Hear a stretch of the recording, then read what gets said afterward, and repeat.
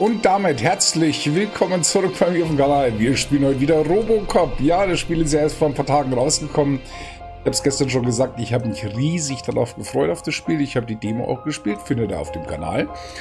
Und ja, wir gehen einfach mal rein in die Story und machen weiter. Mal schauen, was uns noch heute so erwartet. Ich hoffe, euch geht's gut da draußen.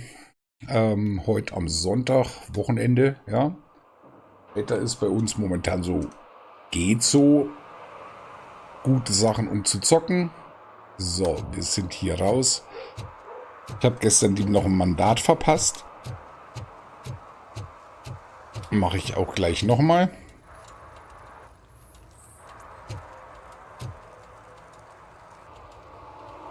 Public drinking is against the law. Public? But this is my private sofa. I've dragged it all the way from the junkyard. Wir I will let you go this aus. time, but remember that drinking in an unsuitable environment. Ein Mandat, glaube ich, kann er sich nicht leisten. Consequences. Well, that's the whole point. So, sehr schön. Ja, jetzt ist er müde. Heizkörper hat er auch eingeschaltet, dass es ihm nicht kalt wird. Also wir gucken mal, vielleicht finden wir hier hinten ja noch was wir noch brauchen können für unsere XPs. Bitte, bitte, bitte. Ja, moin Dave. Genau, Bürgerverbrechen lohnt sich nicht. So, ich hoffe, dir geht's gut. No short-term investments, not in this market. We're looking at an annual return of 9.2% if you diversify your portfolio based on the volatility report. Das ist das, was ich natürlich auch immer in der Nacht an einer Feuertonne machen würde, über Anlagen zu sprechen. Natürlich.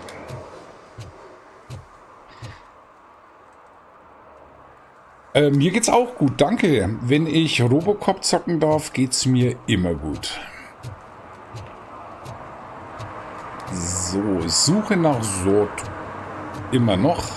Hier waren wir schon. Die da hinten schrauben immer noch am Reifen rum, natürlich. Ich hoffe, das Auto gehört auch Ihnen, Bürger. So. Zum alten Schlachthaus fahren. Da war die Demo auch zu Ende bei uns zuletzt. Das heißt, jetzt kommen wir weiter.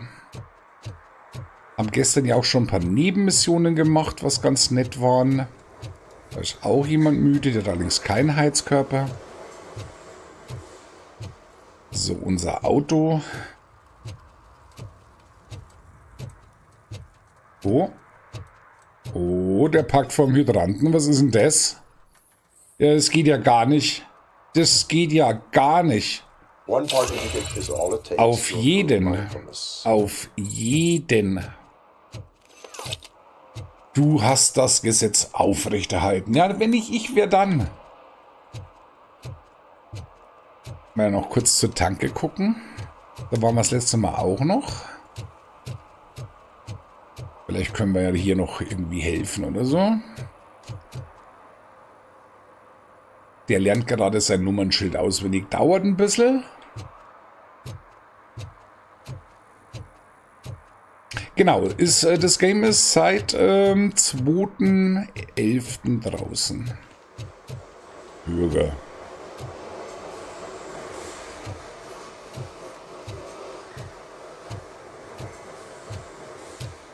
Na dann. Möchtest du das Gebiet verlassen? Dadurch gelten Nebenaufgaben als gescheitert. Wir haben doch keine mehr. Lassen wir mal kurz nachschauen. Aufträge. Zeit der Buße. Doch, wir haben schon noch eins.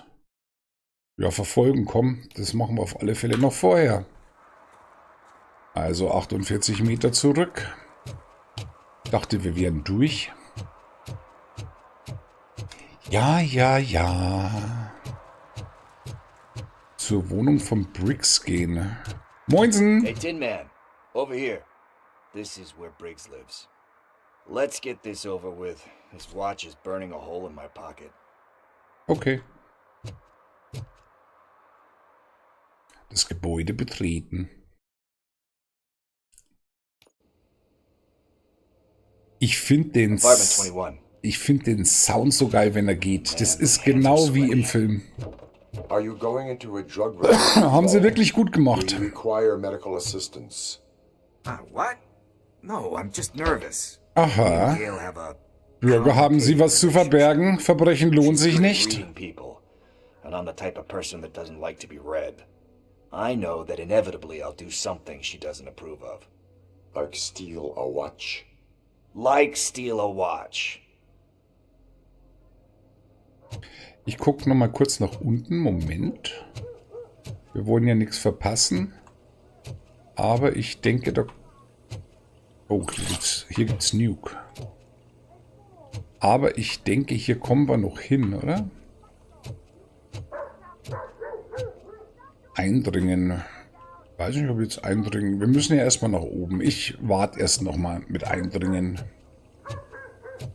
Ich würde sagen, wir gucken erstmal die Wohnung von Briggs anschauen, wo die Uhr ist. Wer es noch nicht gesehen hat, gestern erste Folge von der Vollversion des Spiels. Hier wahrscheinlich nicht. Was ist... Ruhe! Was ist hier? Oh, eine gestohlene Brieftasche und die liegt am Fensterbrett. Natürlich. Also ich kann euch aus meiner Erfahrung sagen, dass sie dann meistens irgendwo in Abfalleimern liegen. So, hier sind wir bei Briggs. Der mittlerweile verschwunden oder verschollen ist. Hier gibt es nichts mehr. Und klopfen.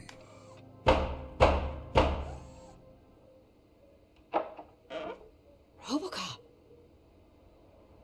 Are you here about Mike? Yes, I'm sorry to hear about your husband.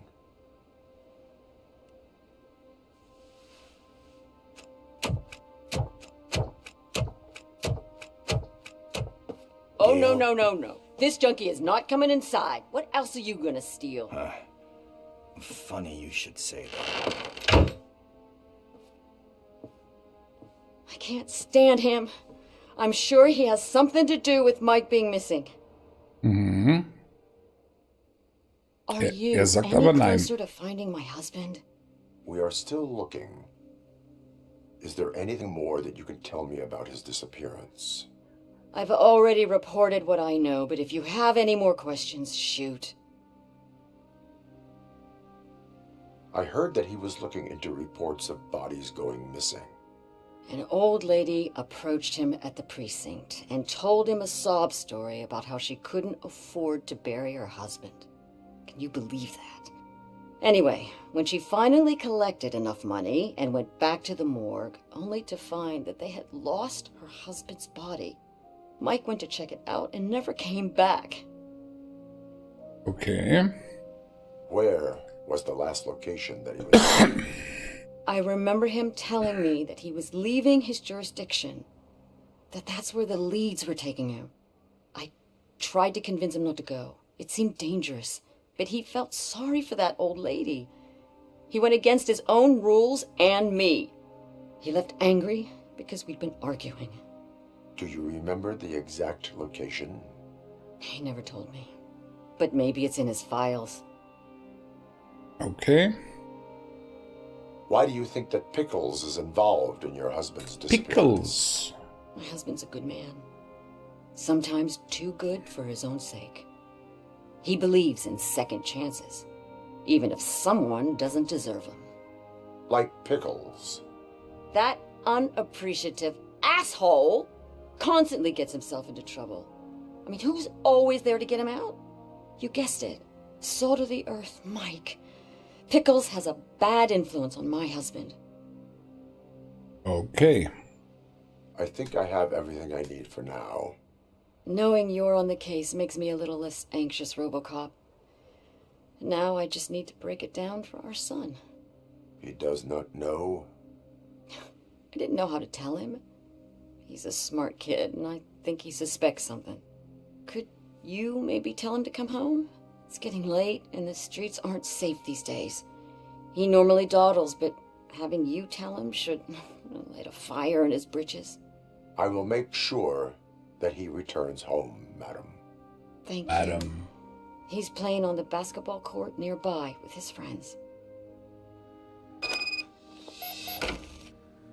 Wir sollten doch wegen der Uhr schauen. Gerahmtes Foto von Bricks Familie. Okay. Football und Baseball.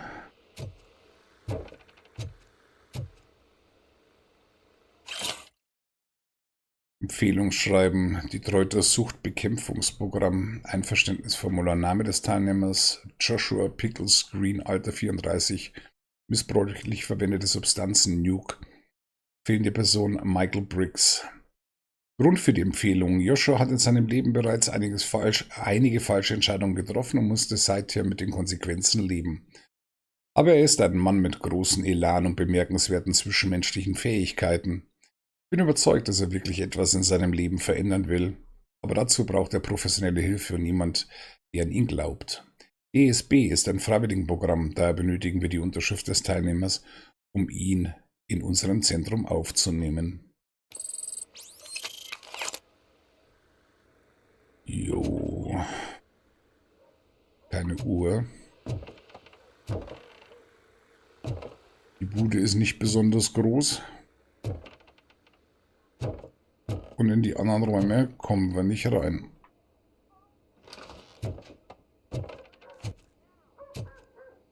That went pretty much as expected.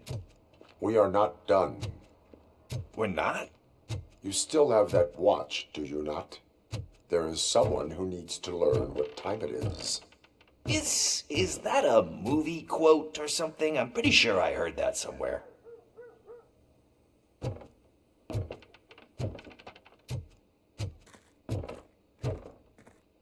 Basketballplatz betreten.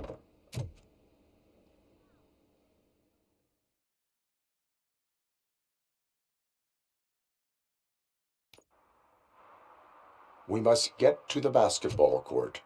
That's just around the corner. Are we playing? What's Nein. that got to do with time? Is it like time to kick my ass? Wir We're wollen going nicht. to remind Gail's son that it is past curfew. Oh, Daniel. Sure. Oh.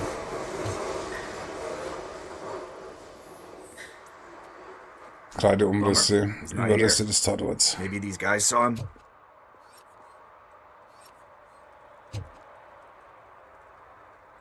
Good evening, citizens. I need... Need what? Citizens. Some spare parts? Hey, there's a mechanic up the road.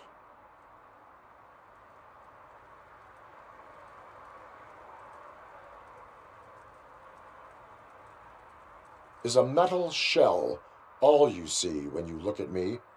Shit. Is he always like that? That's right. He's one existential motherfucker. And that's why we're a team. What do you need? We're looking for a kid. His name's Daniel. He was playing here earlier. Why? Is it past his bedtime? It is. Yeah, I saw a couple of kids drawing with chalk they found lying around that crime scene over there. Thank you for the information. Congrats, guys. You just became police informants. It has its perks. You'll love it. I see a couple of drawings over there.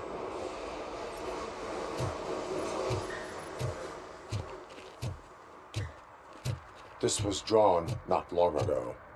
Ah, there's more over there. Unabhängige Nachricht Nummer 14 in dieser Ausgabe. Außerirdisches Marketing. Ein weiterer Werbespot mit unterschwelligen Botschaften wird hinter dem Gerichtsgebäude gefilmt. Sie werden uns nicht noch einmal reinlegen. Trend zur Vermüllung von Flüssen? Oder ist das nur ein Vorwand, um die Seeungeheuer zu füttern, die unter der Oberfläche lauern? Zeichen. Interstellar schmücken die Gebäude rund um den Waschsalon mit ihrem Namen.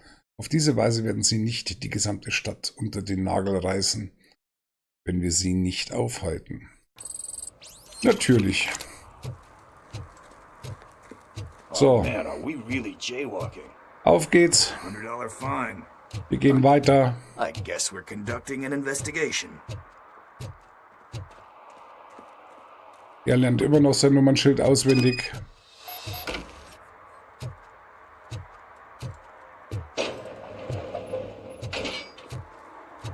Oh, hier ist es aber dunkel. Im Dunkeln ist gut munkeln. Ermittlungsbereich. Daniel!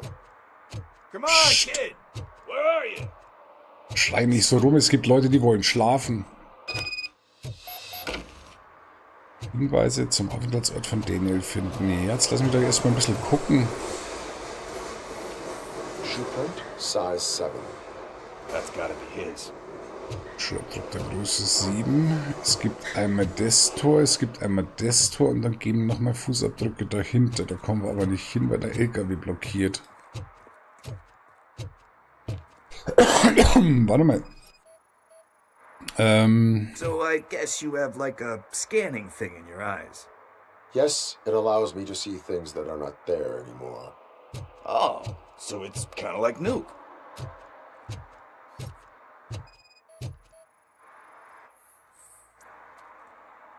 Keine Hinweise oder Spuren. Okay. Wir gucken uns mal das Tor hier an. What about over there? No, it is locked. They did not go inside.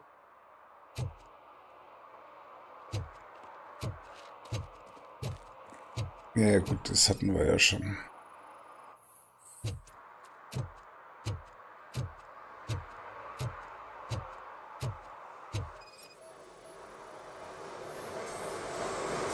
Kreidestück, die Farbe entsprechende Kreidespuren. Ah, ich kann ihn wegziehen. Okay. Ja dann. Dann sollte das ja kein Problem sein. So, hier haben wir keine Fußspuren. What Oh, the fuck? That was close. We better hurry. die Schießerei aufklären. Ballern die hier einfach so rum? Hä?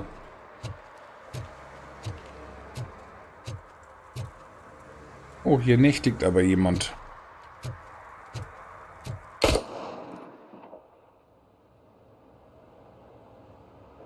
Do it. Come on. End him. What are you waiting for? Fuck him up! He's laughing at you! Hey, what the hell's going on over there? Yo! Daniel! Oh no. It's the cops. I don't want to go to jail for this shit! Is that a gun? Oh, you're in so much trouble, kid. No, it's not. Whoa!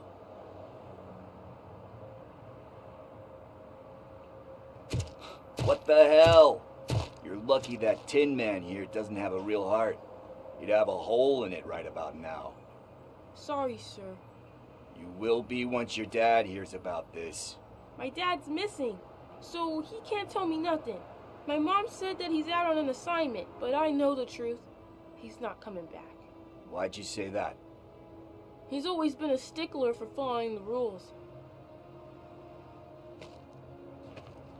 I guess that's why he's missing. Cops can't shoot without giving a warning, and someone got the drop on him. But that's not gonna happen to me. I'm going to be the one that shoots first. That's why my friends say... Your friends are knuckleheads. If you listen to them, you're a knucklehead too. Come on. Sit down. We need to talk. Knucklehead. Those friends of yours, they take the easy way out. You don't want to go down that road. It leads to a dark, lonely place. Do you know why your dad is such a stickler for the rules? 'Cause he's a chump. Because it's the right thing to do. It's not always easy to do the right thing. It takes strength. And you think my dad has that kind of strength? Are you kidding me? Your father has enough strength for the both of us. He even helped an ungrateful addict that he found in one of these buildings that smelled of rotting garbage, half dead and covered in vomit. And instead of writing him off, your father opened his home to him because that's the right thing to do. That's strength. Don't you think there's someone else who could use that kind of support now? Mom. See, you already know what to do. Ich muss mal kurz in die Einstellungen. Ich glaube, dass wir zu leise vom Spielsound her sind und ich weiß nicht. Ja, sind wir schon auf You 100. can start by giving her this. She's looking for it. Is he going to arrest me? No, it's your first offense. So he'll let you off with a warning. Right? Right. It's late. Let's get you home. Well, you told my mom about the gun? No, she doesn't like me already.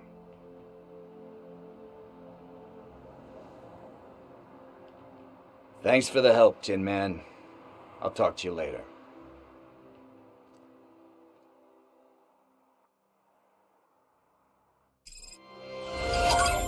Zeit der Buße. Hey, partner. What's the status on the old slaughterhouse? I have to take care of something. We can go there soon. Sure thing. Pick me up at the station when you're done. So, wir gucken mal ganz kurz Aufträge. Wir haben keinen optionalen mehr. Dienen und schützen, das ist immer dasselbe. Und wir haben nur noch den Primärauftrag. Was ich jetzt nur gerne noch machen würde, ist, nochmal in das Haus zurückzukehren, wo wir den Jungen gerade oder die Mutter beziehungsweise aufgegabelt haben. Da war doch unten im Keller eine Tür, die wir aufmachen konnten. Das würde ich mir gerne noch anschauen, was das ist.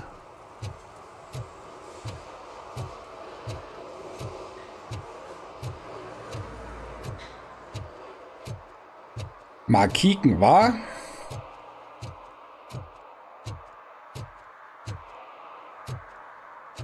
Bürgerverbrechen lohnt sich nicht. Ich gebe mal ein bisschen Gas. Ich hoffe, ich komme da überhaupt noch mal rein in das Haus.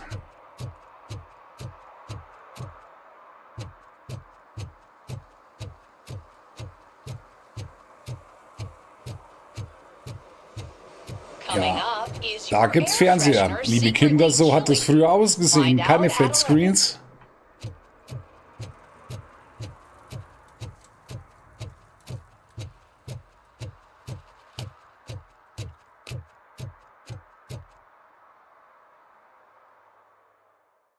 Ich will da rein.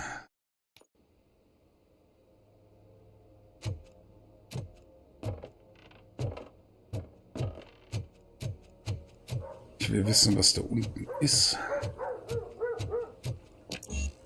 Genehmigung erforderlich. Fuck. Darf ich nicht. Aber ich habe doch vorher hier Nuke gefunden. Reicht es nicht aus? Ich glaube, da kommen wir nachher auf alle Fälle nochmal zurück. Wenn das mit Bricks weitergeht, dann werden wir da auch rein dürfen. Aber ich war halt neugierig, ob es jetzt schon geht. Na gut, dann holen wir Louis am Revier ab und dann fahren wir zum Schlachterhaus. Und ich nehme mal an, der Name ist Programm. Kann man noch irgendwo einen Strafzettel oder so ausstellen, wegen irgendwas?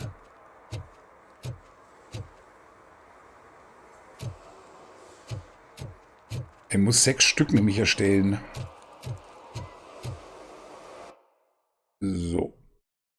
Möchtest du dieses Gebiet verlassen? Ne. Dienen und schützen. Ich schau noch mal. Ich guck noch mal. Dienen und schützen.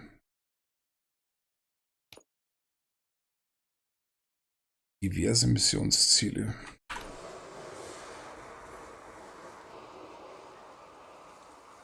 Verstöße finden 3 von 6. Ja, ich sage ja, wir müssen noch Verstöße finden. Ich guck noch mal.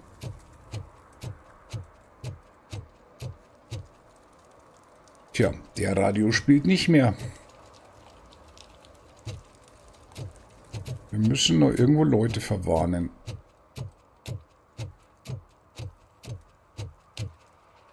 rotzedicht, die beiden. Ich guck mal in die Nebenstraßen. Ich glaube, das ist interessanter. Dienen und schützen. Oh, das kenne ich noch aus der Demo. Dass da hinten eine abgesperrte Areal war, wo ich nicht rein darf. Oh, was ist denn hier?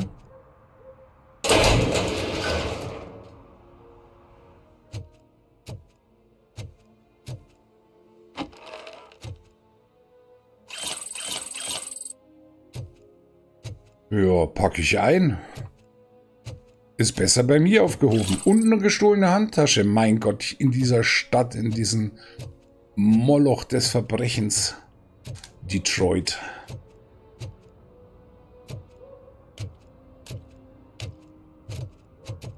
Ich brauche noch 3 Verstöße.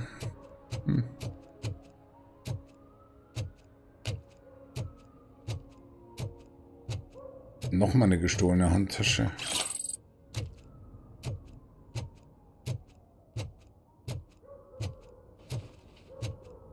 Bürger, Verbrechen lohnt sich nicht.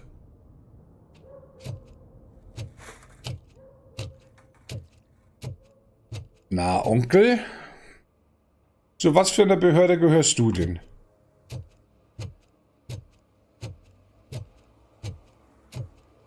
Hey, this area is off limits.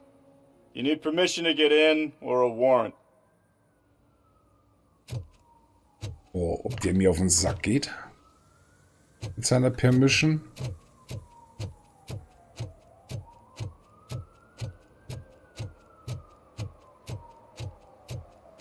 Bürger, kann ich Ihnen helfen?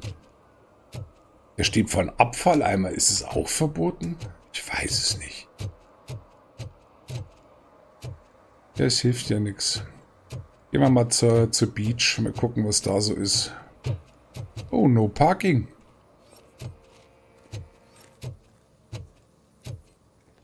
Hallo? Das ist ein Park und dann geht's. Something's coming. I can feel it. Ja,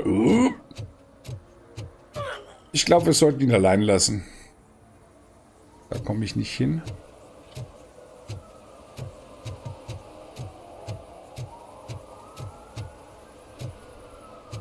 Was rauchen die denn da so? Mal kurz gucken.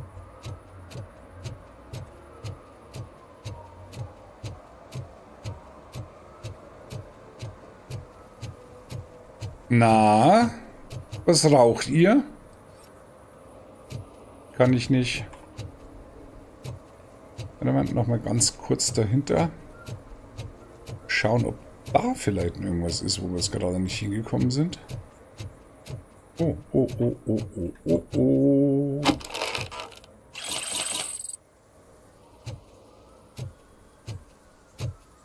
Und hier haben wir wieder ein Handtäschchen, richtig.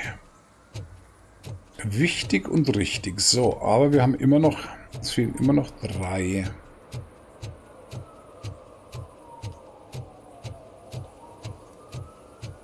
Ich guck mal. Oben wird mal angezeigt, irgendwas in 160 Metern in die Richtung.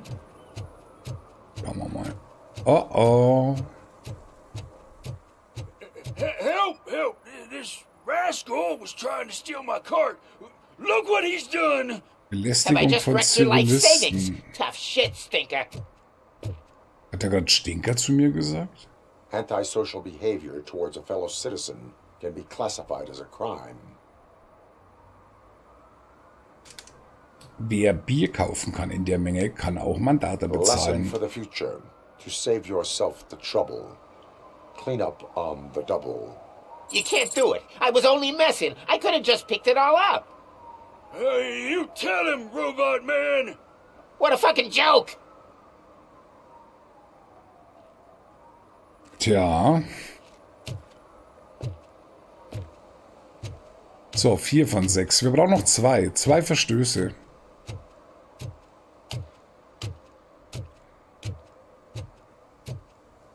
Rumlungern in der Öffentlichkeit. Was macht er denn da hinten? Warte mal. Oh. Davon kann man dann wirklich sprechen, dass die Stadt von Nuke überschwemmt wird.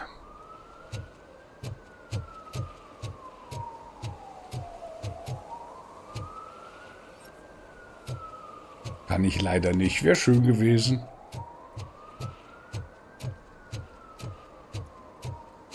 So, und was macht er hier?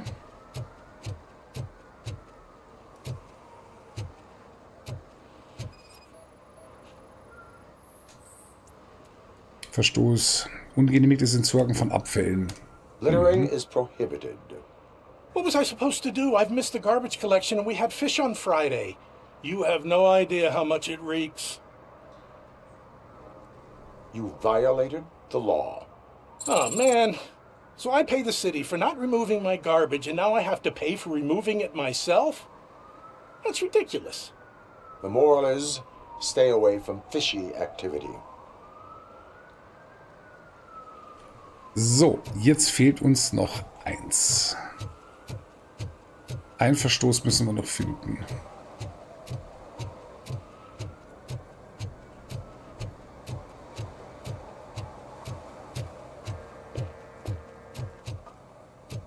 Junge, hier schaut's aber auch aus. Mike was driving and we heard what we thought was a blown tire, but it was just a gunshot.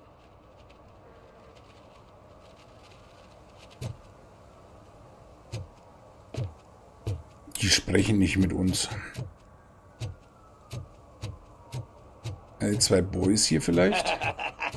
And she takes off her top and says, Hey, this is a private conversation, pig. Hat ja gerade Schwein zu uns gesagt. Was fällt dem denn ein? Aber ich kann ihm leider keine mitgeben. In das Gesetz. Verbrechen lohnt sich nicht, Bürger. Ich habe hier hinten noch irgendwas. Wer hat Cassie Carmer getötet?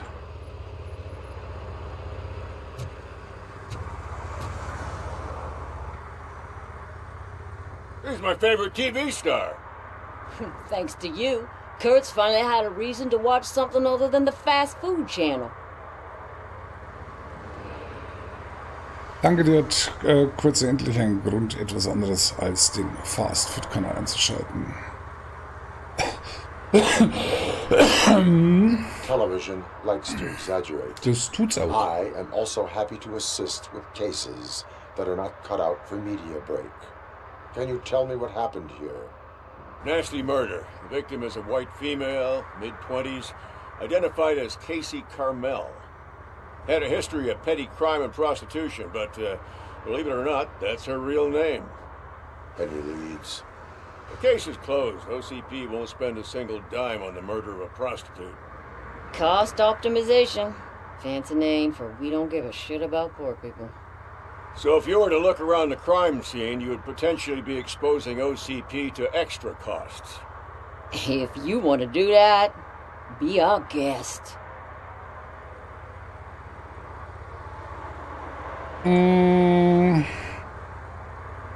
Is that homeless man considered a suspect? Nah, we know the guy. You can rule him out. The guy's a loon, a mental patient. He thinks that aliens dumped the body here. Talk to him if you want. Just prepare to hear a tall tale about green people. Do you have any thoughts about that murder? I bet the girl was killed somewhere else, and the body was only dumped here. And we got the tire tracks, drag marks. If we find a car that matches, we'll find our perp. Yeah, I guess the perp had his hands covered in some green-blue guacamole-ish goo. The body was covered in it. Why does it always come back to food with you? Anyway, we need to do a proper analysis. The best way to cut the costs of policing is to cut the criminals down. Tell me about it. I didn't join the force to pick up dead bodies off the street. Yeah, but what can we do? Okay. I will look around. We must bring the murderer to justice. Wir gucken mal. Warte mal. Aktiviere Robocops sich durch Drücken um Feinde wichtige Objekte in der Umgebung hervorzuheben. Du kannst diese Objekte untersuchen, um sie im Kampf natürlich gegen das Verbrechen einzusetzen.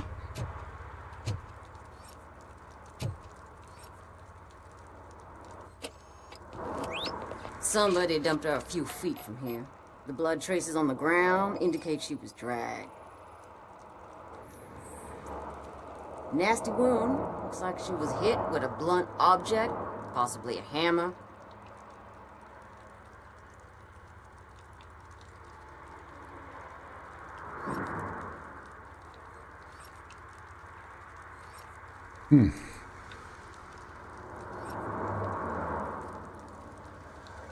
Wir sollen... Ah, da. So.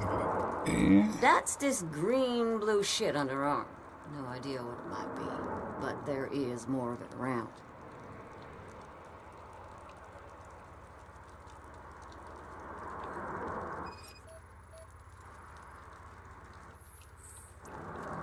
Her heels had to touch the ground when the body was dragged.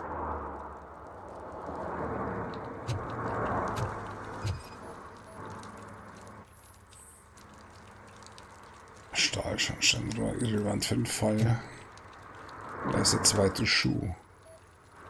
Yeah, probably belonged to our victim. Let's try to find other clues. Stiletto-Größe 40.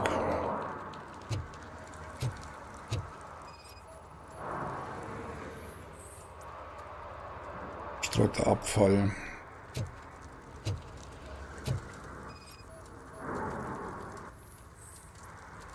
Blutgruppe AB.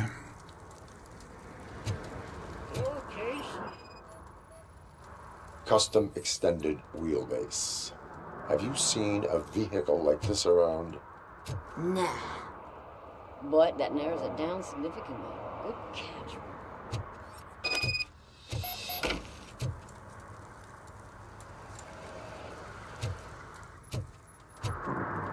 Ja, wir sprechen gleich mit ihm. Ich möchte hier bloß noch mal kurz durchschauen, ob wir hier noch was übersehen haben. Aber im Moment sieht es nicht so aus.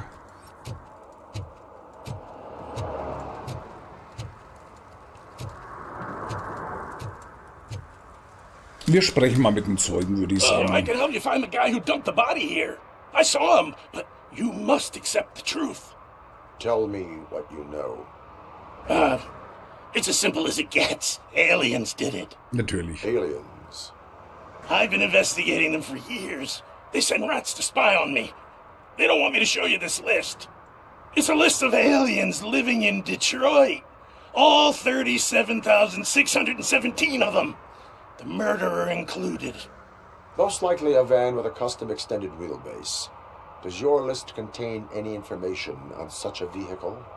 Jackpot! I've got a guy with a van that matches your description. I don't know his ID, but I know where you can find him. A film set near the courthouse. They're shooting a TV commercial and it's run by aliens, so it all makes sense. Casey must have discovered something there, and they got her. That must have been what's happened. Wollen wir uns wirklich was von Aliens erzählen lassen? Why do you think that aliens are involved? I saw the guy who dumped the body here. I saw his skin. It was green and glowing like those toy dinosaurs that children play with and years later develop serious diseases from.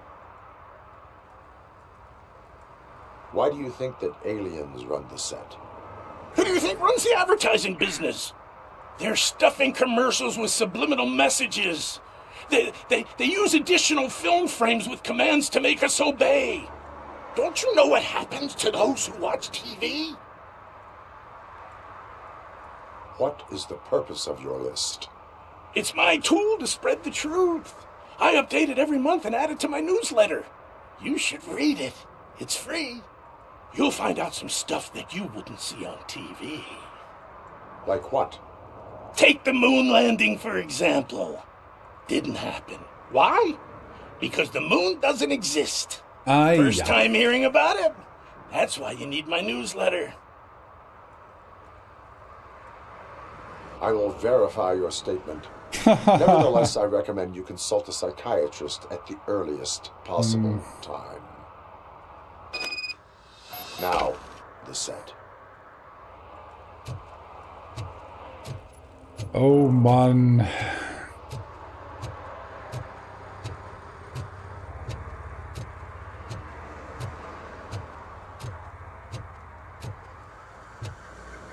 Ja, Verrückte gibt's schon. Und das Problem ist, es ist nicht nur im Spiel, sondern zum Teil auch in der Realität. Den Mond gibt es gar nicht. Die Erde ist eine Scheibe. Ja, ja.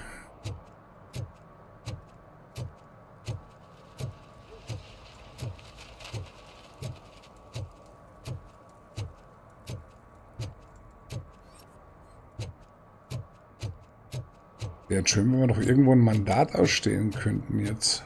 Ah.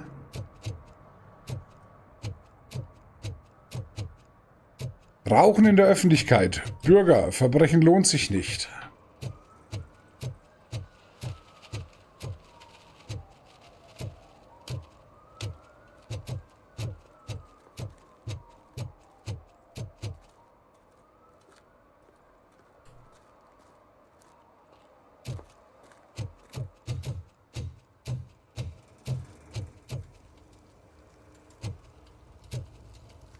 Er hat einen Heizkörper an. Ist ja auch kalt. Zugang zum Filmset. So, jetzt bin ich mal gespannt, wie das Filmset ausschaut. Und vor allen Dingen, wo das ist. War hier noch irgendwo ein Auto beim Hydranten oder so?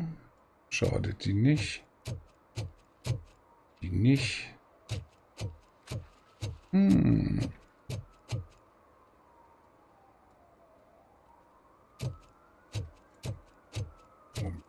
Ich will mal bloß mal kurz den Hintern da angucken. Ja, ich weiß, es ist kalt. Ja, dann sind wir da wieder. Okay, alles klar. Weiß ich Bescheid. So, Filmset. Gute 60 Meter noch entfernt.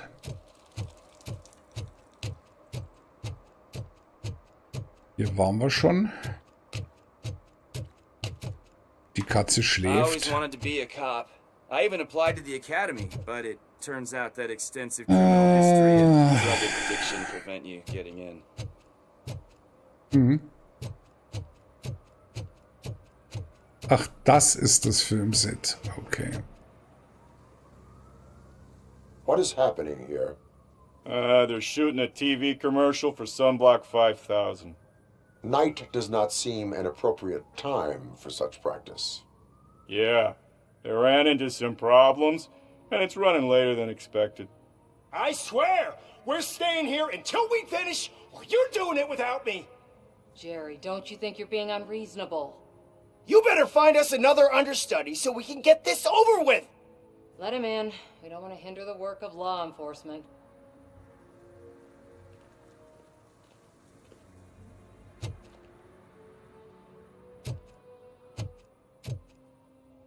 Ja, und wie soll ich mit ihr... Ah, jetzt darf ich rein, okay. I have reason to believe that someone from your crew is involved in a crime. We found a green-blue substance like your sunblock at the crime scene. The suspect was driving a van with a custom extended wheelbase. We use a lot of different vans, but I wouldn't know if they're the type you're looking for. In that case, I would like to look around. Actually, you could be of some use to me, too. I have a problem here, and its name is Jerry. Jerry Jenkins. JJ. I need a reason to cancel his contract, and I think you could find one for me. That does not sound like a task of a police officer. But it could be, though. I'm sure he's guilty of something. You just have to find out what it is. I can give you access to anything without a warrant.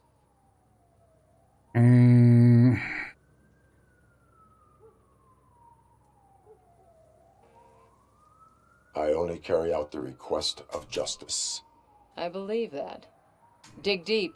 I bet Mr. Big Shot doesn't have a clear conscience. Start with the computer. There's a list of vehicles allowed to park on set there. But look for something on Jenkins, too.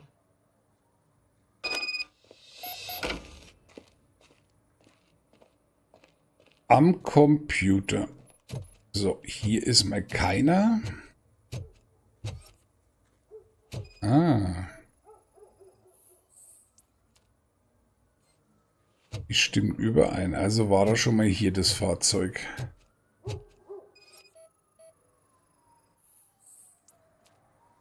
Sunblocker Substanz stimmt mit der überein, die an der Leiche des Opfers gefunden wurde. Okay. Strange.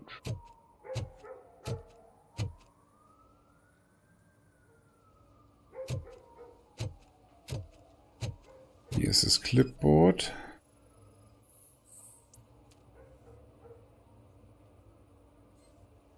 Der Hauptdarsteller passt auf die Beschreibung des Tatverdächtigen. Greenscreen. Wieder mal einer. Da ist der Computer.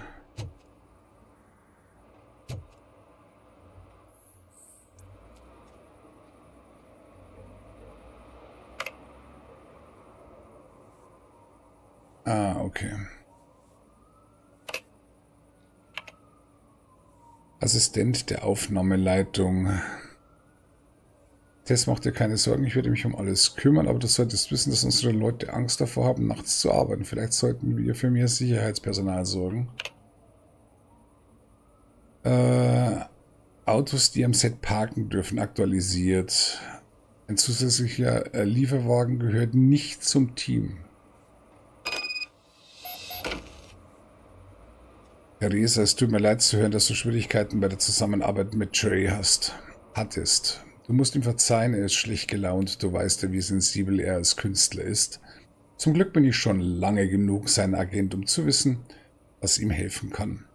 Nämlich die Gesellschaft eines netten, schönen Mädchens. Keine Sorge, ich werde alles selbst arrangieren. Stell das einfach dem Kundenkonto in Rechnung. Ja, Mensch, du.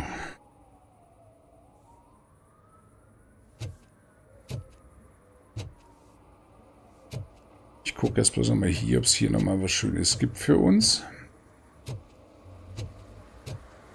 Leider nicht.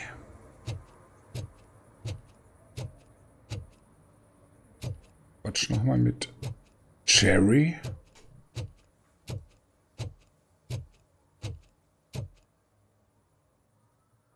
Die haben alle irgendwie komische Frisuren, oder? You are connected to the investigation that I am conducting.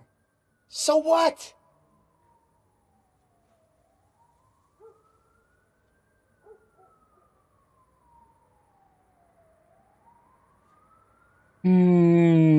The perpetrator was someone with skin that seemed to be covered with sunblock.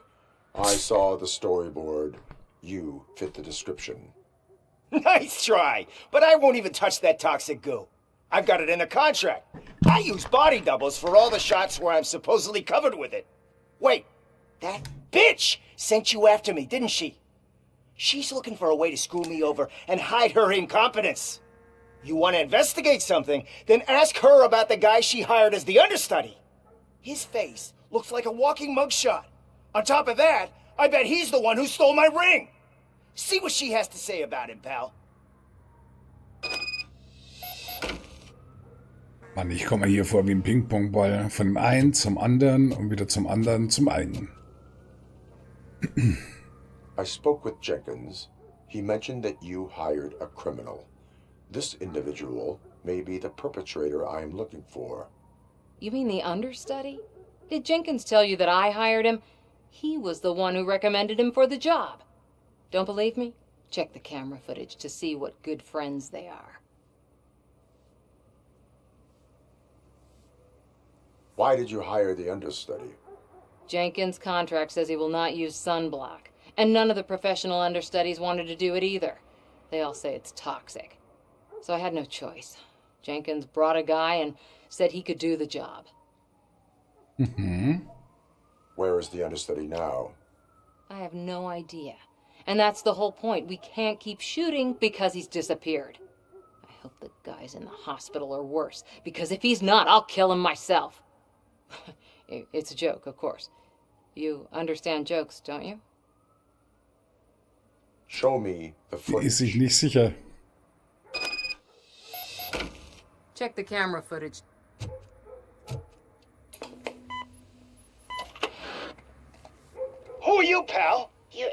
sent me. Special services. Pussies, man. I've got a place. Of course, Mr. Jenkins, I'll take Take it and get lost. The smell of hard-boiled eggs mixing with this green shit makes me want to puke. Looking at your face doesn't help either.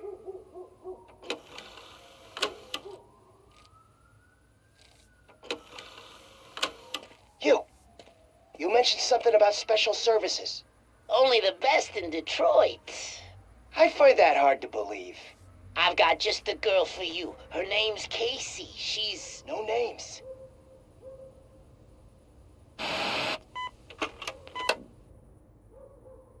Oh, ho.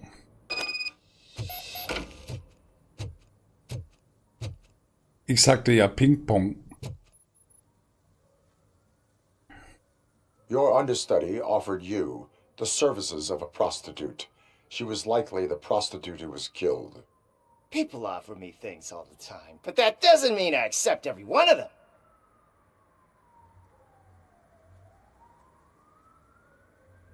Withholding information about illegal activity is also a crime. Ha! If that's the case, I wouldn't be the only criminal in this goddamn business. You know what? Now that I think about it, why shouldn't I help the law enforcement of this here beautiful city? Where can I find the understudy? He works at a gas station nearby. But I don't think that's his main source of income. I am not done with you yet. Do not leave the city. Zugang zur Tankstelle verschaffen. Da waren wir ja vorher schon. Da ist da, wo der Typ immer sein Nummernschild permanent auswendig lernt. Und das schauen wir uns jetzt mal an. Zugang zur Tankstelle verschaffen. Ja, das würde ich sehr gern. So, da ist wieder jemand müde.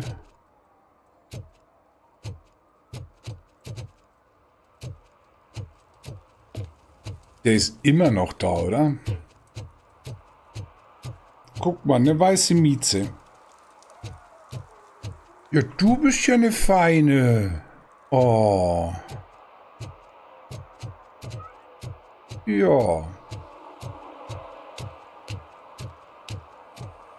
So.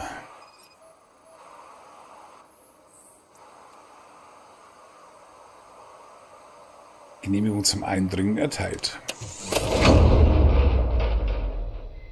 Who's there? You have to help me, man. This shit is burning my skin.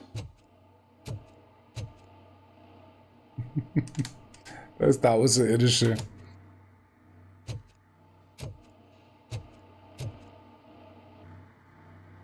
Sunblock is your worries. Das ist so geil. Look, I know why you're here, but I'm innocent. I swear. You are being detained in connection with the murder of Casey Carmel. If you require medical attention, it will be given to you. I didn't do it. Jenkins killed her. Jerry Jenkins, the guy from TV. You have to believe me. You will make your statement at the station. And you'll let Jenkins walk free. He's the one who killed Casey. They met here yesterday. Casey's body was covered in sunblock. The evidence points to you. I arranged the meeting, I admit, but I was gone when this happened. When I came back, she was already dead, and I decided to get rid of the body. Jenkins is the only one who could have done it. Why would Jenkins be meeting a prostitute here when there is a motel across the street? His agent got a hold of me and told me that the guy values his privacy. The money was good, and I was able to provide him with a discreet option. And Jenkins was happy with the arrangement. He was bitching at first, but when he saw Casey, he stopped being so picky. Why would Jenkins kill that woman? I don't know. I wasn't there. Are you stalling? She may have mentioned something about wanting to blackmail Jenkins, but I knocked the idea out of her head. At least I think I did. Why did you not go to the police? What would I say? That a famous celebrity killed a street prostitute in the back of my gas station? That's a bit much even for this city. Dumping that woman's body in a dumpster seemed like a better idea to you? It's not my fault that people would rather believe a guy from TV over me. I will verify your version of events, but you will still suffer the consequences of the actions you have taken. Richtig, das werden wir machen. Hurry up, please! It burns!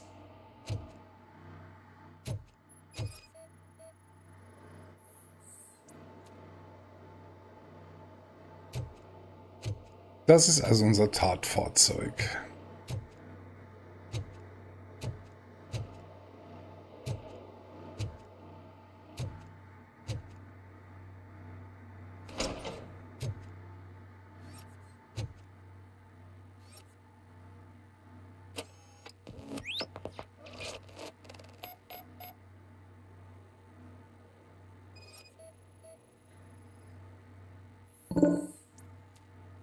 Blutgrupp RB stimmt mit dem am Tatort gefunden überein.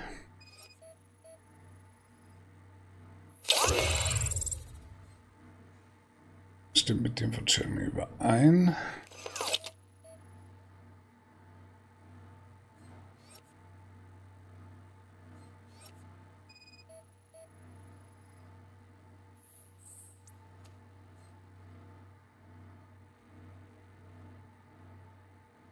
Ja, Mensch,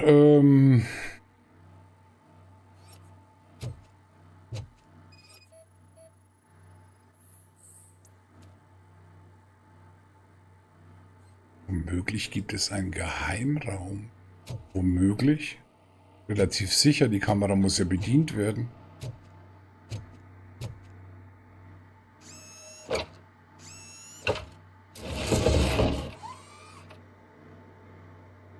Mhm.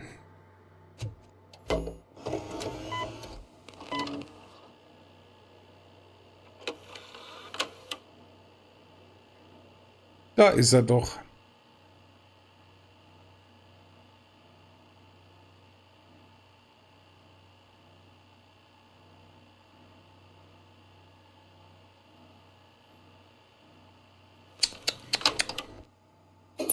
So ein böser Junge. Ein Bad Boy. Prominenten verhaften.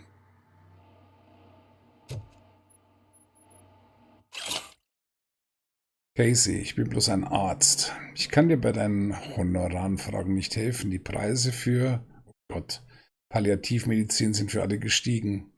Nicht nur für deine Mutter.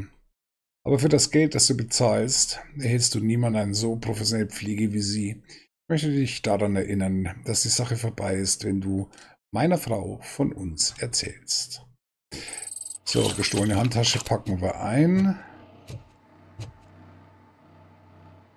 So, did you find anything? According to the evidence, Jenkins is guilty of the murder of Casey Carmel. I told you! However, you are guilty of concealing a crime and desecration of a corpse. I will call medical assistance. You will be taken in when your condition permits. Da wird er abtransportiert mit seiner Sonnencreme.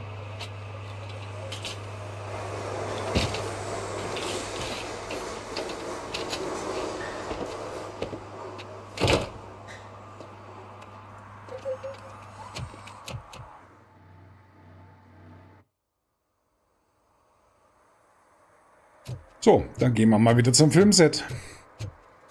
Wir haben noch etwas zu tun. Dieses Ekelpaket schnappen wir uns jetzt.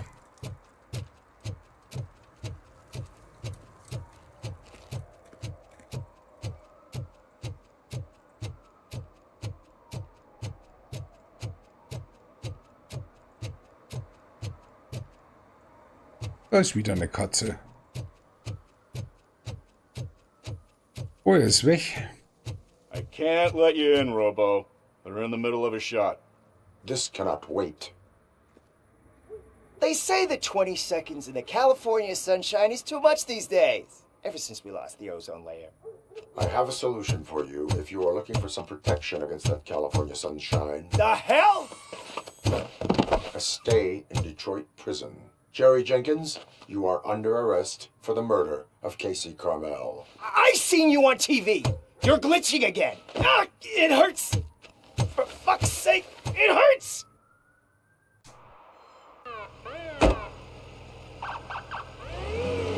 Bürger, Verbrechen lohnt sich nicht.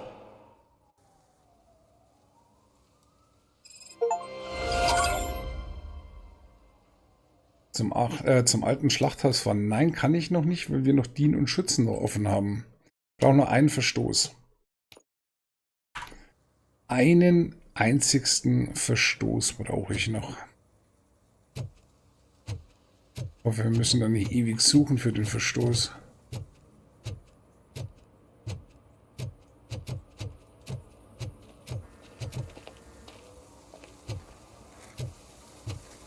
Der ist immer noch am Reiern. Und mittlerweile regnet es. Schaut euch das mal an. Das haben sie echt gut gemacht. Hier vorne zwar nicht, aber da hinten.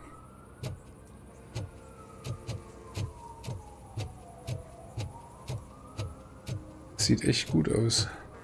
Ich glaube, dass hier dass sich da auch nichts mehr so Großes tun wird hier in dem Bereich. Die zwei rauchen immer noch oder schon wieder, je nachdem wie man es sieht.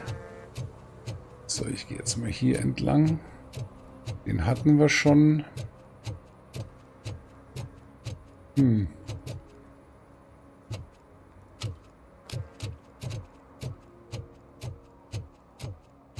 Hey, I'll learn less if you hang around here. Ah, warte mal.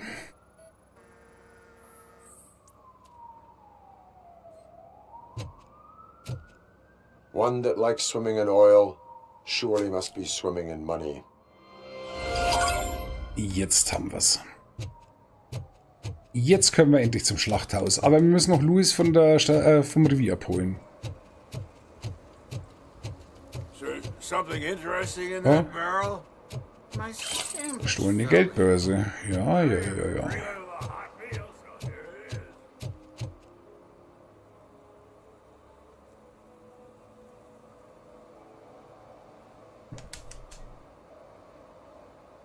Was stimmt mit dem nicht? Hey. Macht ihn der Hydrant an oder was ist los?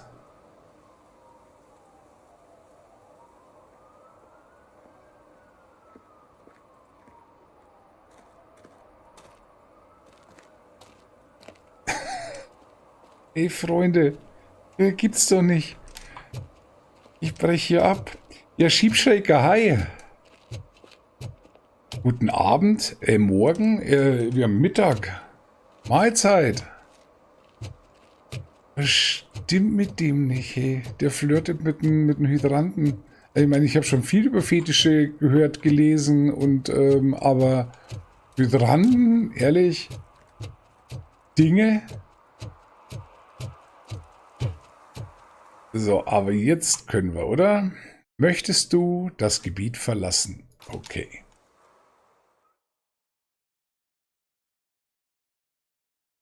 Mann! This is where Soot is supposedly hiding. Can't really call it hiding if you send invitations to the whole city. A bit Rudy forgot about us. Ich glaube, hier gibt's gleich eine Ballerei. At least I will not feel bad crashing his party. Murphy, I was thinking about what happened to you at the TV station. Maybe you shouldn't... No need for alarm. Entschuldigung. Becca's chick is keeping my circuits in check. You're more than just circuits, Murphy. Underneath all that metal, there's still you. Alex Murphy is gone. He lost his life. And despite that Trink noch mal burden, kurz was. you carry on. You've done more for this city dead than anyone has alive. That has to count for something. I'm gonna shut up now. Just take this little something to remind you of what I've just said. Open it the next time Becker gets under your skin. Also, don't forget you have a partner who's counting on you. Hell yeah. Suche nach Sod. Er sagt zwar Sod, aber Sod hätte bei uns bloß ein O und ich weiß nicht, im Englischen wird man dann nicht Sud sprechen? Egal. He is the type who likes to mix things up. We shall have to see. Ich möchte einfach nur schauen, dass wir nichts übersehen hier. Bist du denn? Bin gleich da.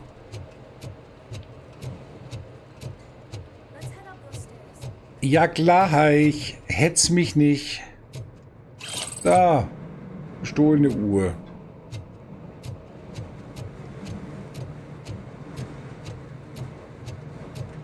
So. Ich gehe mal vor. Ich lasse der Lady diesmal nicht den Vortritt.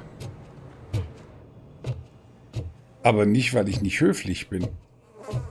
Da müssen wir hin.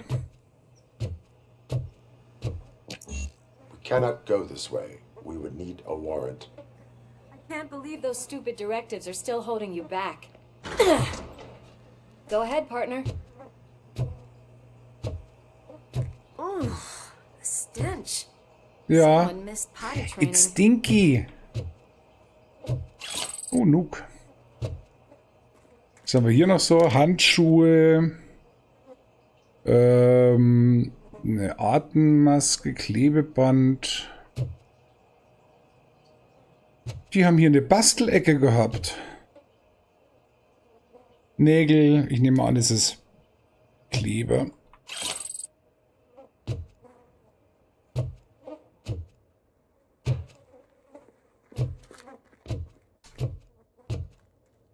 Es sieht doch noch Ballerei aus, oder? Neuer König. Es scheint, als wären wir Zeugen der Geburt eines neuen Drogenimperiums. Obwohl Jane, der Drogenboss und Erfinder von Nuke, tot ist und sein Kult aufgelöst wurde, sind die Drogenfabriken weiterhin aktiv. Während Nuke weiterhin die Straßen von Detroit verwüstet, hat jemand offenbar Kanes Nachfolger angetreten.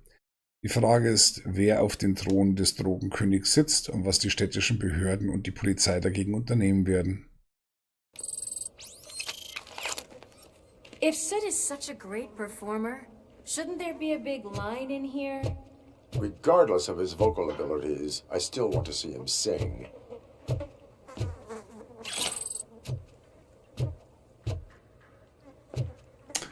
Mittlerweile, glaube ich, kriegen wir mehr Punkte für das Zeug. Also nicht so sonderlich viel mehr, aber ein bisschen mehr, glaube ich. Tod finden.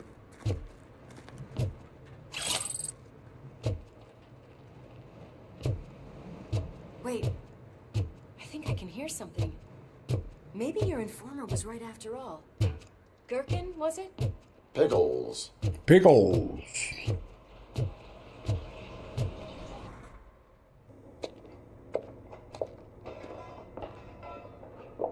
Yes, I definitely hear some commotion on the other side. Let's have a look, shall we? Oh, shit! Pig Thunder Lab! Why can't you give us a fucking break? Justice never sleeps. Legen Sie Ihre Waffen nieder. Widerstand ist zwecklos. Warte mal.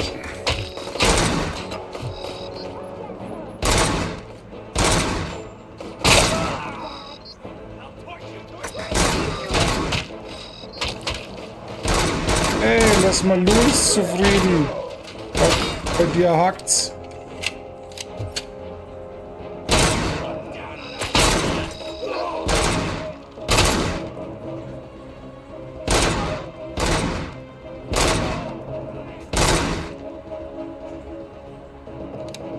Ich hab gerade Zeit.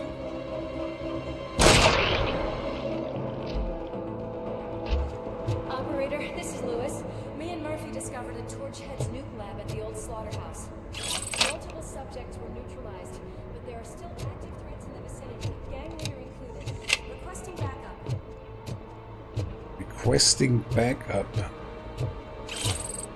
Die gestohlene Brieftasche. Ich schaue gleich nochmal wegen Beweisen. The way they handle those drugs, I doubt they know where they are. Ah, das ist Sturmgewehr. Das nehme ich lieber.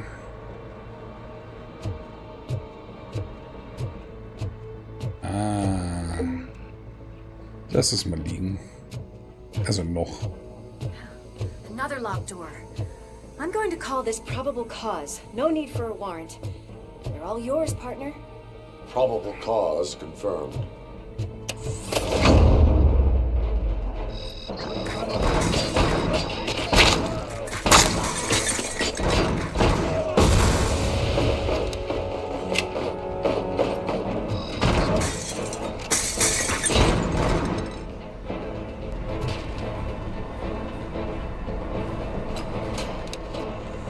Oh, da kommen noch ganz viele.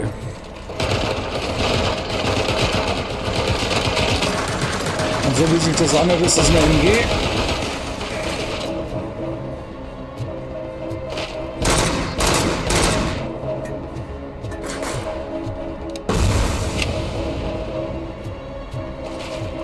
Warte mal.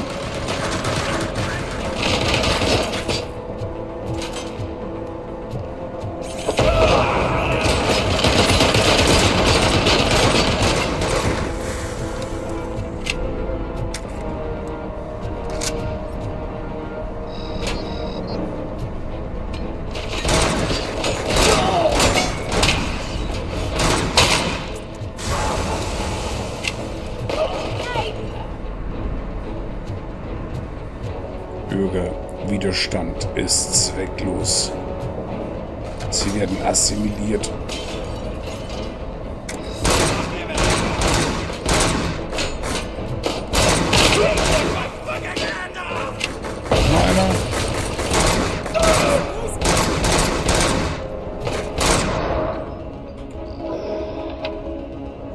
This building is clear. Let's head outside. Gleich. Ich muss erst noch nach Beweismitteln finden. Suchen. Suchen und finden. Search and found. Erstmal gucken. Oh, ein Fernseher. Ja, nehme ich. Da gibt's einen Tresor. Falschgeld. Nee, eine Mikrowelle brauche ich nicht. Da ist nochmal Falschgeld. Ein Fernseher. Wir müssen mal wieder einen Zettel finden, Freunde, vom Tresor.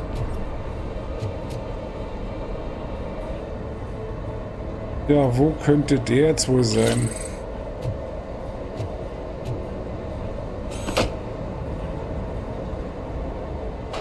Freigeben. Ich dachte mir, vielleicht hängt der hinten irgendwo drauf.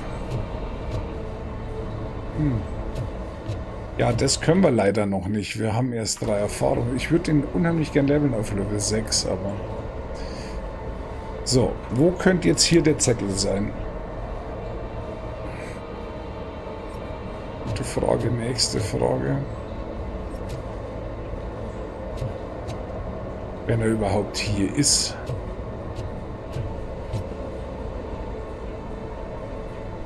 Er klebt bestimmt wieder an irgendeiner unmöglichen Stelle.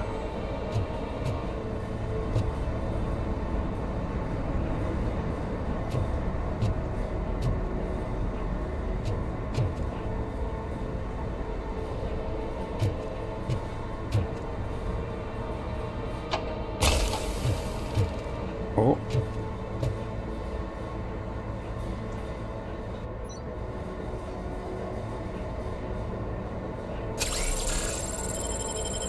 Ah. Bevor ich das vergesse. Mal kurz zurück. Und das Dingsbums hier holen. So, dann haben wir nämlich wieder 3. Das hilft uns dann schon wieder weiter. Ey. Ich brauche diesen scheiß Zettel. Ah.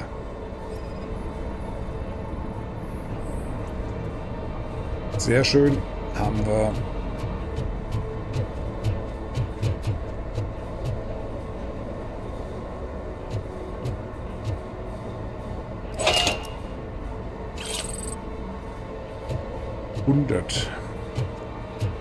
$100 ist schon mal nicht schlecht. So, wir gucken mal weiter. Was haben wir hier noch so? Ja, nicht mehr so viel. So, hier gibt es ein Fass, was wir in die Luft jagen können. Da komme ich nicht durch. Das ist wirklich eine Wand.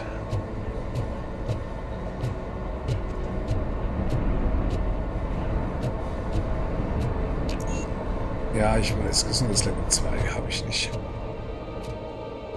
Louis, ich komme gleich. Ich muss nur noch ein bisschen looten. Geh doch nicht weiter.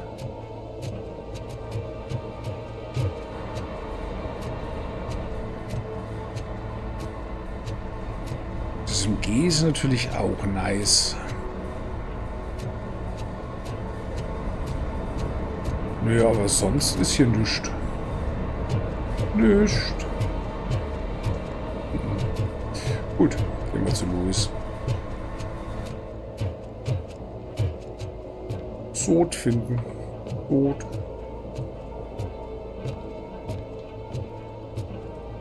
Bin da. Wegen mir können wir. Also, passt. Ich höre einen Motor laufen.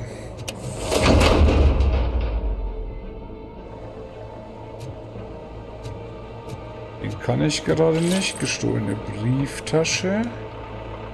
Wird hier auch den Motor laufen? Eine Tech. Ich glaube, der wird uns gleich überfahren, wenn wir da vor der Tür stehen.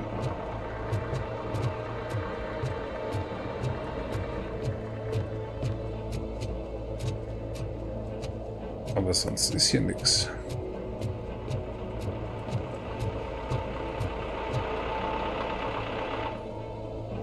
Oh.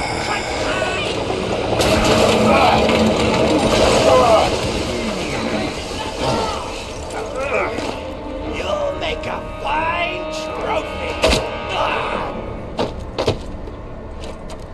You're okay there, Murphy? Behind you!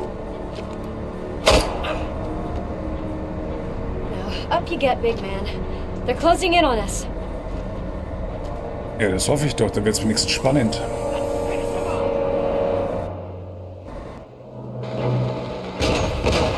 Oh. Furchtlos explodiert bei Annäherung. I'm invincible!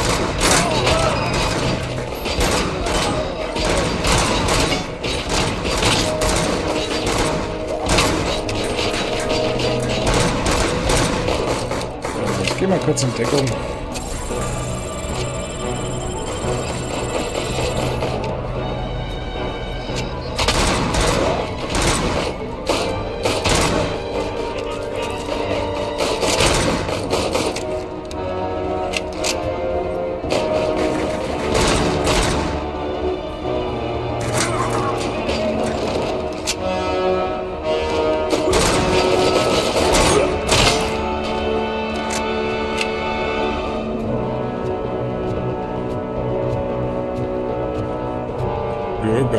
Verbrechen lohnt sich nicht.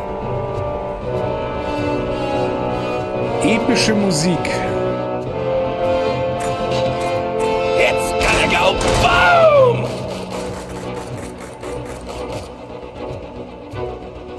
Wir müssen uns da durchkämpfen, echt jetzt?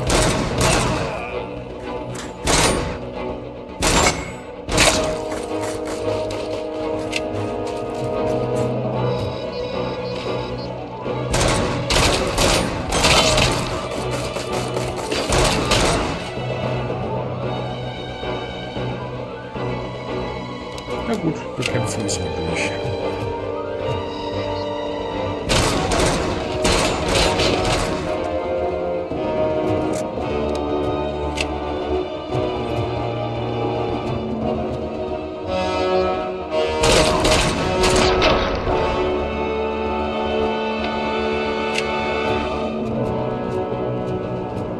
Moment, ich hole mir kurz das Heildingsbums da so. Louis, wait. Ja. Don't worry, partner.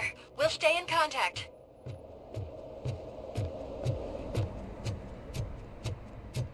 Oh, Nuke. Guck mal.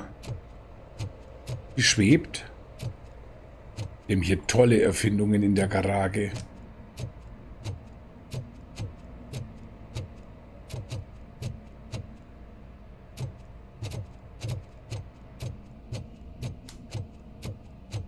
Oh, da ist ein LMG. Aha.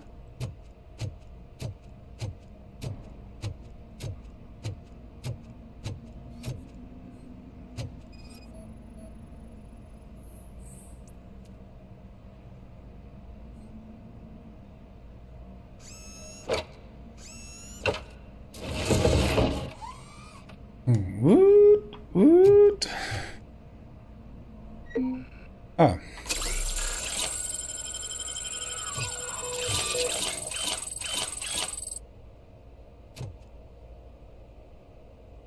Die alten Indianer wieder. So, dann gucken wir mal da hoch. Hier war nichts mehr. Nicht. Oh. Genehmigung erforderlich. Hallo, die haben gerade alle auf uns geballert. Was für eine Genehmigung? Mach die Scheiße auf.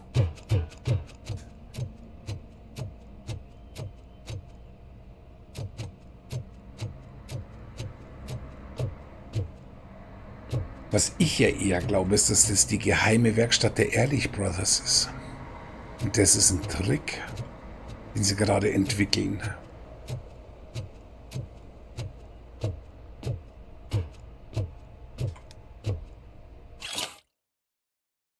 Labormitarbeiter. Mehr als 4 Nuke-Dosen pro Schicht nehmen. Auf Förderbänder mitfahren, ohne Gesichtsmaske arbeiten, werden mit jedem Tag Entzug bestraft. Das ist mein voller Ernst. Sod. Also er ist auf jeden Fall hier gewesen. Belastbare Bilder. Ich war jung und ich brauchte das Geld.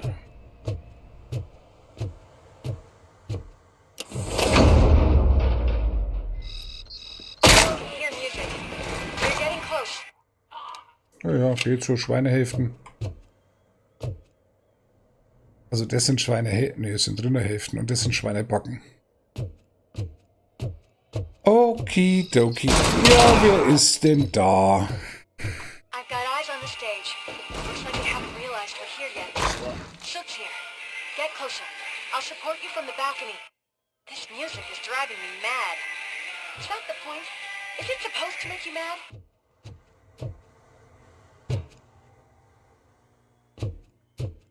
Ah, okay.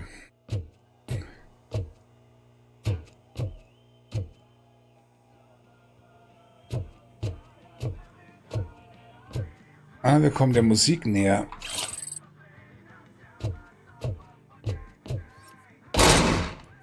Das geht nicht.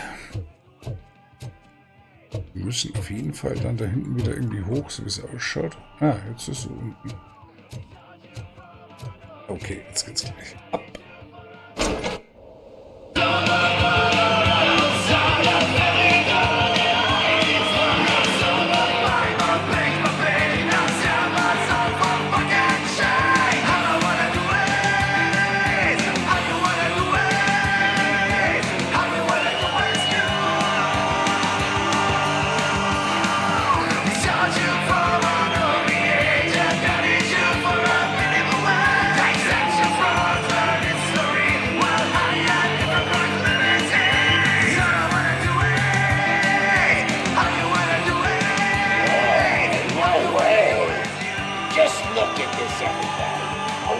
Disco ball decided to join us.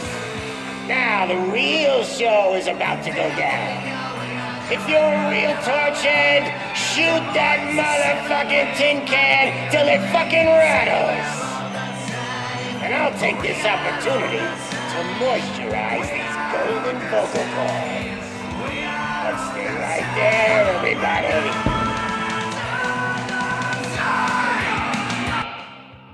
Okay.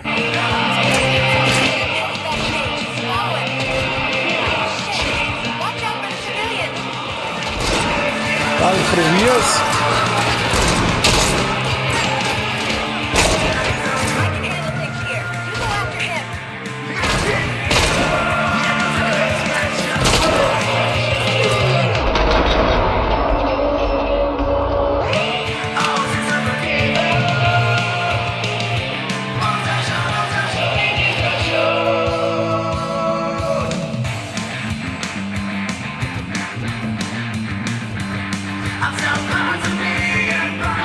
Okay, da ist nichts mehr.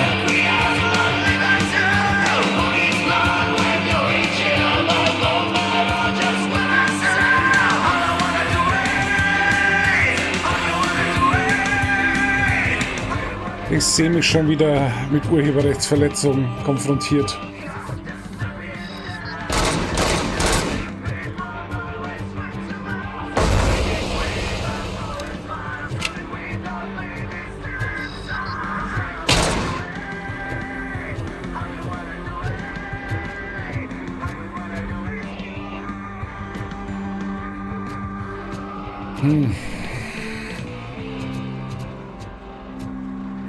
Nix. Jede Menge nix. Wie schon gesagt, im Nix finden bin ich echt gut. Ach, jetzt darf ich eindringen, ja?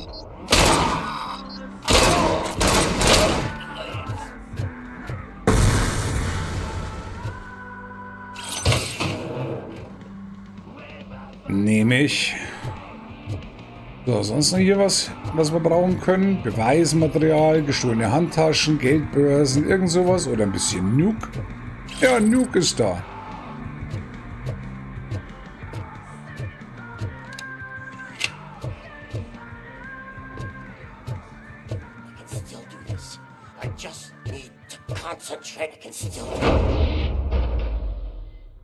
This can't be.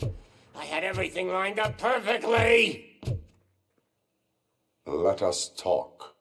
Stay the fuck away. You can't touch me. I do business with the new guy. You seem to know a lot about him. You're not getting anything out of me. Do you know how many cops I've killed? I ain't scared of you. Besides, I'm pumped up with Nuke like a freaking power plant. Then get ready for a meltdown. You think you're gonna get anything out of it? That's quite a grip you got there. Is that supposed to scare me? Not a single scratch.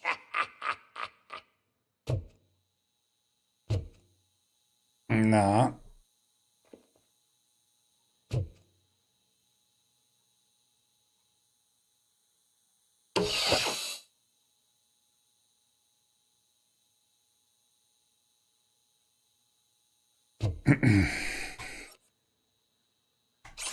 Knock yourself out. That's not even mine. Okay. Ich weiß nicht, ob ich den Stuhl drauf bügeln kann. Wollen wir das mal versuchen? Mit ihm kann ich nichts machen.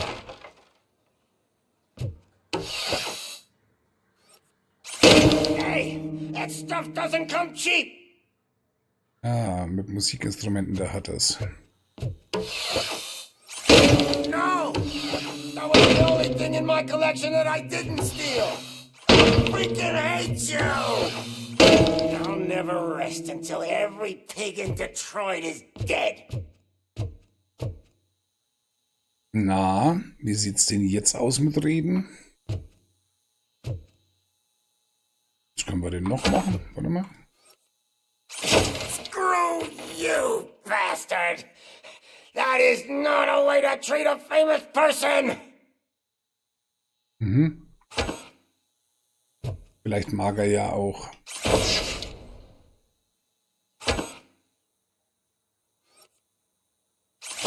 Knock yourself out! That's not even mine! That's enough! I'll talk! Ja, sehr schön. Lewis, Wir mussten nur ein paar Musikinstrumente kaputt machen. his statement about the new guy. Wouldn't you rather hear it from the man himself? Where is Officer Lewis? She's outside, right next to me. We're having a nice citizen-officer chat. Why don't you take my rising star and join us, so we can exchange partners? Hey! What the hell are you doing now? The new guy is here. You are coming with me. So nämlich. Case, giddy up! Ach, ich habe ihn schon dabei. Okay. Aber... Ah, hier gibt es einen Tresor. Die schlafen auf Paletten. Wir müssen mal wieder die Kombination finden. In dem Chaos.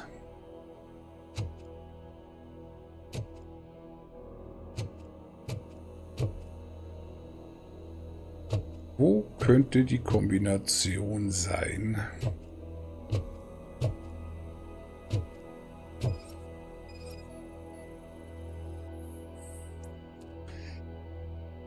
Gestern hat jemand eine Stripperin zu meinem Geburtstag kommen lassen. Ich möchte diese freundliche Seele finden und ihr auf meine besondere Art danken. Ich will ihm das Datum meines tatsächlichen Geburtstags in die Stirn brennen. Es ist der 11.05. und nicht gestern. Was für ein Fan du bist. Euer enttäuschter Superstar-Boss. So, wo könnte diese fucking Notiz sein vom Tresor?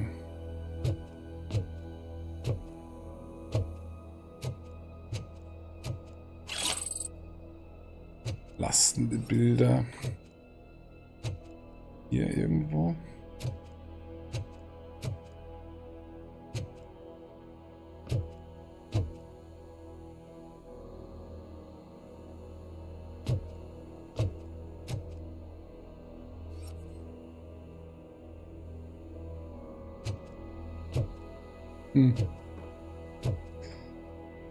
Schwer, wo ist dieser blöde Zettel?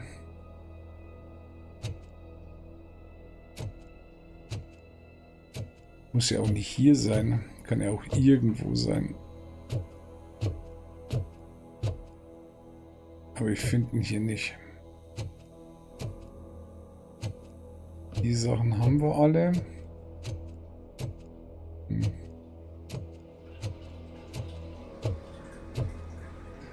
Ja, es hilft nichts. Wir bringen den mal raus, gehen zu Louis. Can you even feel the fear? Halt die Backen. Because you should be crapping in your pants right now. You have stepped into a big freaking mess. Cleaning up the town mess is what I do.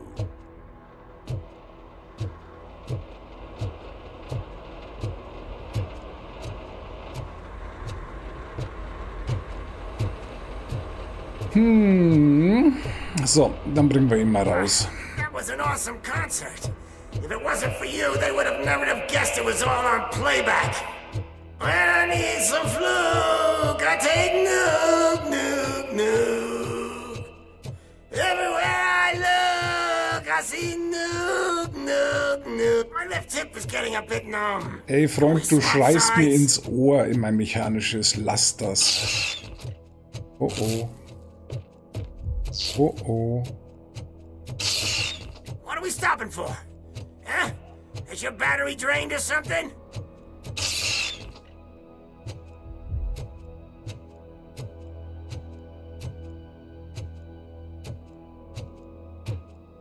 Now, me and your partner here are growing impatient. Why don't you hurry up?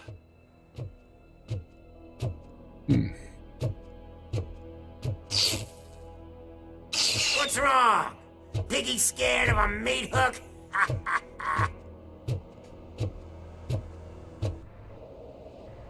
Wir sind da.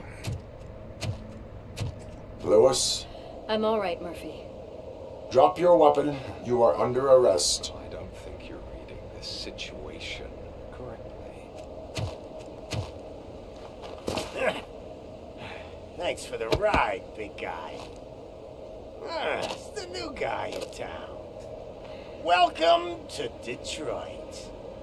I assume you've seen our little TV spot. Short and sweet.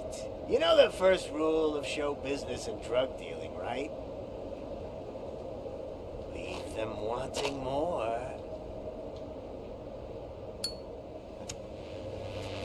That's a lighter you got there. Murphy? Something wrong, cop. Hey, so, I think it's time to get back to business. You fucking idiot. Your stupid stunt put a spotlight on me. Oh, you want to talk business? Here's a free lesson. You never, ever fuck with the money.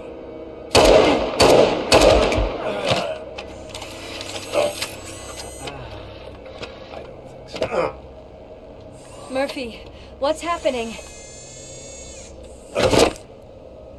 Now that we've got that out of the way, let me introduce myself. My name is Wendell Antonowski. I believe you've met my brother before. My brother really did a number on you, didn't he? But thanks to him, you've been given this great opportunity. What the fuck are you doing to him? There are people who would do anything to be in your position, to have your abilities, and yet you attach yourself to something that is the weakest in you, to the part that's still human. Imagine the pristine life you could lead without the things that limit you. Murphy, don't let him get inside your head! Like her. No attachments, no leverage. I admit, when I first heard that you were the reason my idiot brother was dead, I was furious.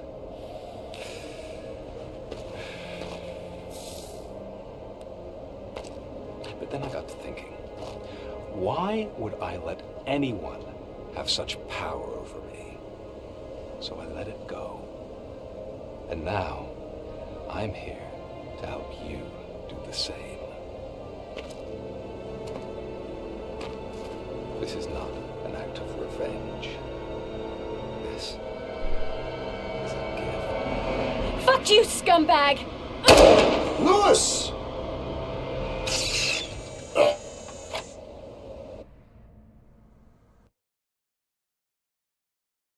Oh. Another fucking glitch. What a shit show. Everything's ready. Switch him back on already. Lewis! Whoa, Robo. Calm down. He'll tear the equipment apart. Wendell Antonowski ran away and Lewis is in the hospital. What did you do? Just stand there and watch it as it happened? Ja, so ungefähr to war's. see her. She's in surgery as we speak, so that's not gonna happen. Instead, you're gonna go through with your psych evaluation. Let me go! The old man wasn't happy that I let you skip your first session and was adamant that I make sure you attend this one. Especially since the problem of you malfunctioning is obviously persistent. So, Doctor, do your thing. What? Now? He's in no shape to be examined. I'm afraid that I must insist. This is highly unprofessional. I need to apprehend Wendell. I don't think you understand your options, Shiny, in that you don't have any. You either comply or you'll be dismantled. I'm only really rooting for one of these options. Very well. Doctor? If this is supposed to resemble a therapy session in any way, I need everyone that isn't my client to leave. That is not negotiable. And is it necessary to have him restrained? That's for your safety. What if he loses control? Exactly. Oh. If anything goes wrong, just use this reset button. One press, and he goes back to La La Land. Okay, let's leave the good doctor to work. And Robo, see me after this is over. I'm sorry it has to look like this. Are you at least sitting comfortably enough to have this conversation?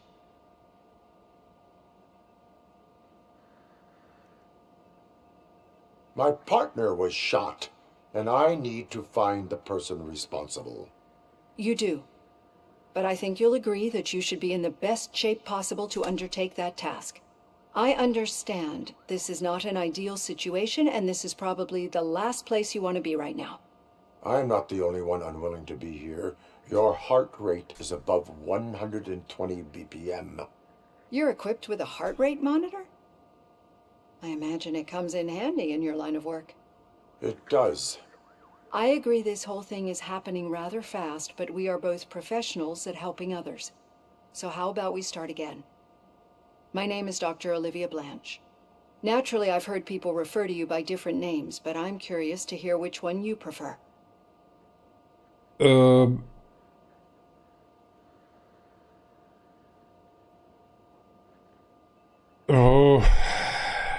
Murphy ist tot. Er sagt selber, er ist Robocop. Robocop is the name I was given. If that is what you prefer, then Robocop it is. I've worked with many police officers that have gone through traumatic experiences, but I think we can both agree that you are no ordinary police officer. How do you see your situation?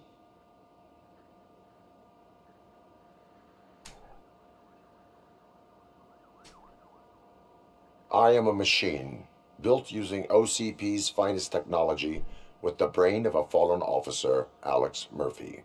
The best money can buy, from what I hear. But that's something that I've already learned from the reports. What I would much rather hear is how do you perceive yourself? Perceive? Yes. See, what I found immensely helpful in working with my patients is transparency. In order to help each other, we need to be able to see each other fully.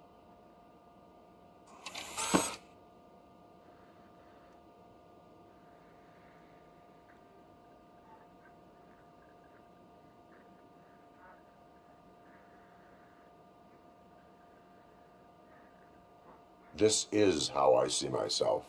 Thank you for making this step. Die Wahl war Now es that you nicht see me leicht. the way I am, do you wish to push the reset button? Your heart rate remains high. No, not at all. It's actually my secret that is making me nervous, not yours. You're not the only one here with prosthetic body parts. This hand, you must have wondered what happened. Some time ago, I was a victim of a crime.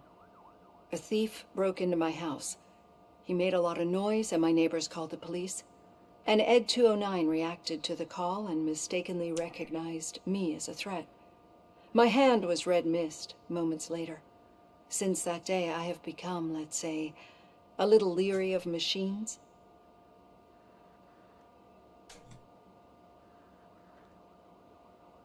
Do you fear me? I fear the unpredictability that machines bring with them. So when I heard there was a chance to contribute to the research on the stability of OCP's mechanical units, I jumped at the opportunity. I hope you don't find it unprofessional. Getting that off my chest made me feel a bit better. How about you check my pulse now? It has dropped below 120 BPM. You see, I don't just impose things onto my clients. I practice what I preach because it seems to work. I think that makes for a very promising start. Thank you, Robocop.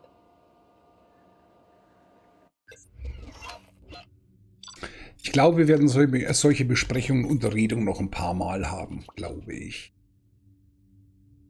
So, was haben wir denn jetzt bekommen? Alle Hauptziele abgeschlossen, 1000 EP. Gestohlenes Fahrzeug 250, der Discount-Dealer. Wer hat Cassie Kamel getötet und Zeit der Buße.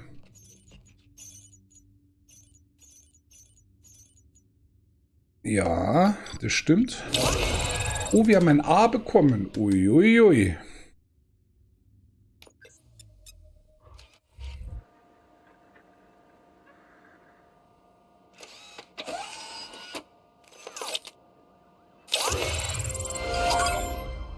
So, als letzte Zugabe.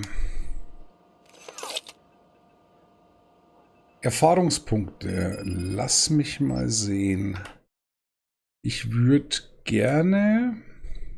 Nee, wir warten noch. Wir warten noch mit der Verteilung, was noch alles kommt. All done. Robo, Yo. there's something I need to show you.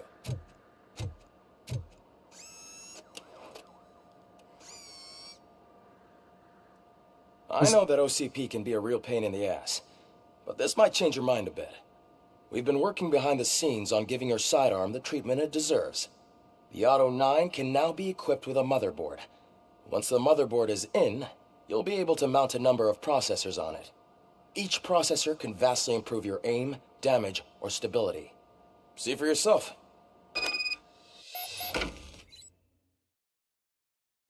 Setze einen Chip in einen leeren Steckplatz auf einer Platine ein. Die Chips haben verschiedene Anschlussarten und Verstärkungsstufen. Nutze sie, um andere Systembereiche mit Strom zu versorgen und deine Auto neu aufzurüsten. Vermeide die roten Komponentenreduktoren, die die Werte der Waffe verringern. Jede Platine hat eine andere Spezialisierung, ein anderes Layout und einen anderen Vorteil. Es kann immer nur eine Platine gleichzeitig aktiviert sein. Drücke L. So, jetzt schauen wir mal, was haben wir denn? Chipfusion. Stromquelle. Waffenschaden. Kann ich nicht. Ich kann nur Stromquelle, oder? Und für was sind die hier gut? Ach, die haben verschiedene Anschlussmöglichkeiten. Ist das per Drag and Drop? Ja, das ist per Drag and Drop. Ich bräuchte was. Was.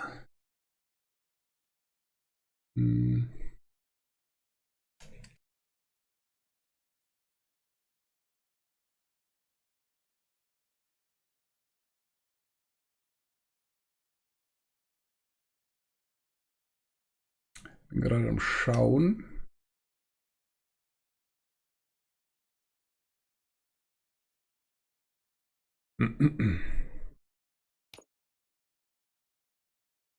Das, was ich brauche, gibt es nicht.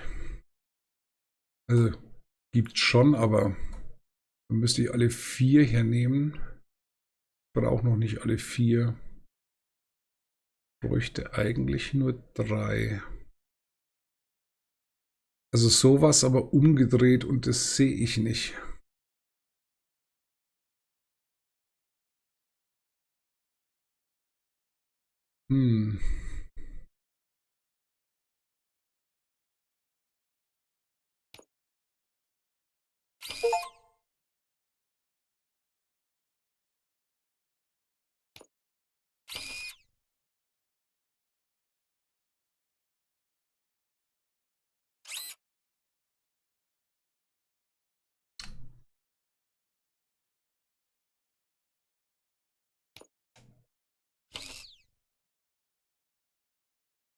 Der passt nicht.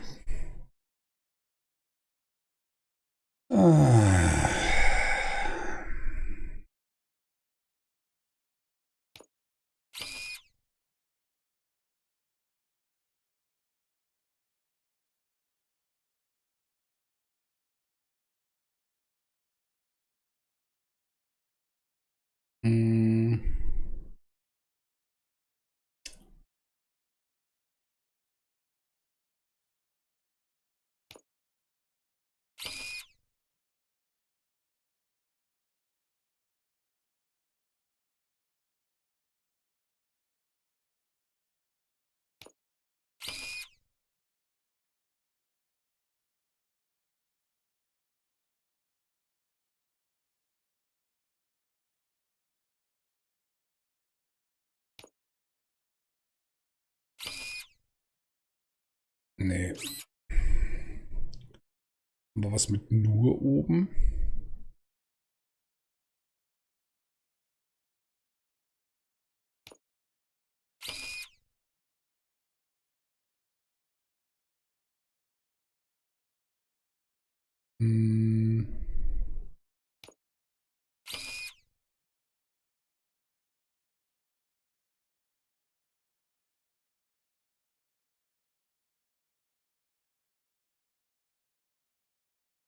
Ja, Mensch. 3.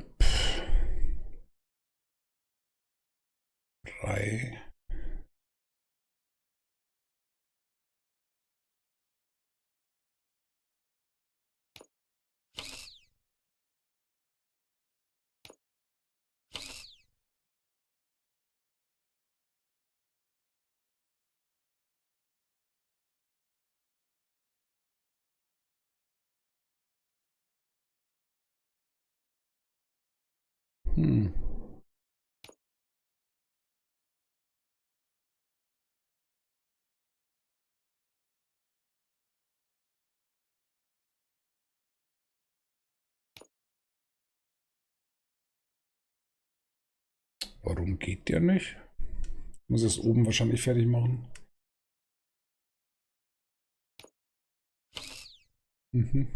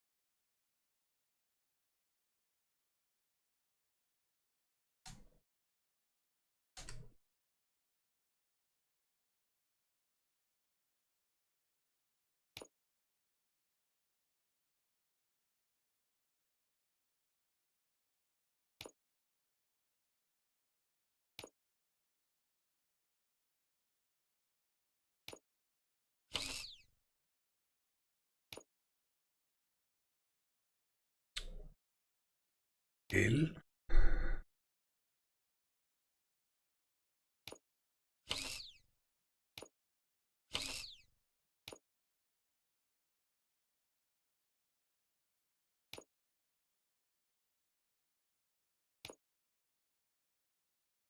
Endverbindung. Geht nicht.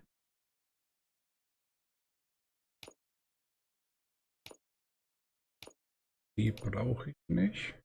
Geht eigentlich nur noch der. Warum macht er den nicht?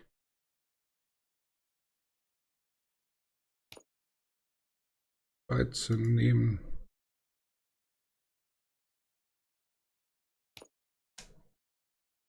Ich weiß nicht, was ich hier mache, Freunde. Be on the lookout. There's OCP tech in everything. You wouldn't believe how many useful processors can be salvaged from Mein old Ton devices. ist weg. Okay, that's it from me. Becker wants to see you. He's taken over Reed's office. Say what you want about the man, but that takes guts.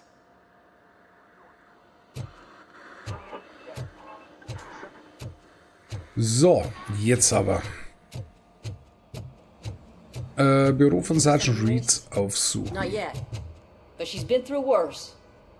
Don't think too much about it. You know you're right. We should stay strong and focused. Was haben wir denn im Moment? Nicht.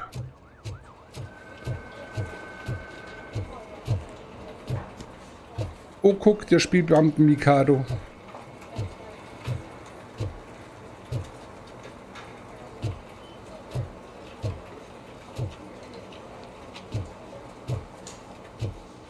Hey, Murphy? Ja. Do you have a minute?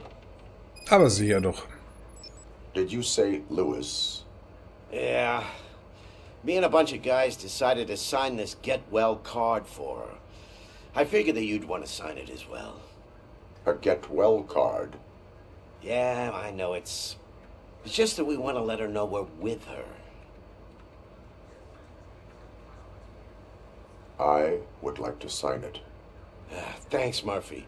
I knew you'd understand.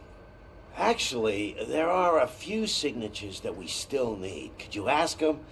I think I need a break. To start, Kowalski is hiding somewhere in the lobby. Understood.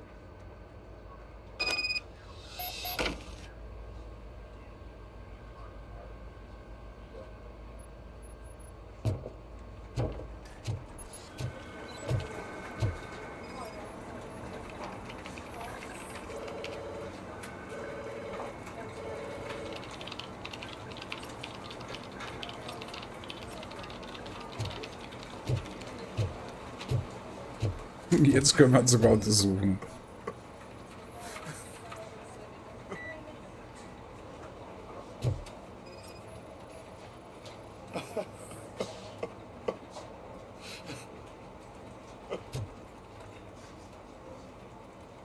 Oh, I didn't see you there, Murphy. What are you doing here, officer? Nothing much. Just trying to collect my thoughts. Would you sign the get well card for Lewis? I am supposed to get it signed and then pass it on to another officer. Yeah, sure thing. That's a great idea.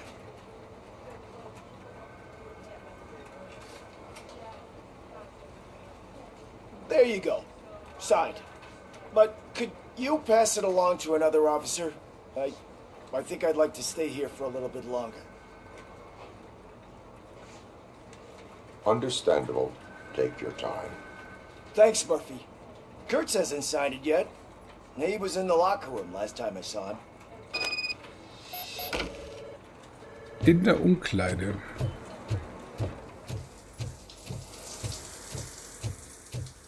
I am looking for Officer Kurtz.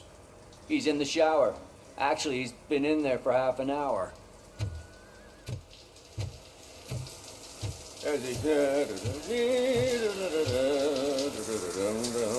My heat signature recognizes that the water is cold. Is everything all right, Officer Kurtz? Oh, you talking to me? Yeah, I guess I stayed here longer than I anticipated. I have a card to sign. It is for Lewis. I'd love to sign it, but I don't want to get it wet.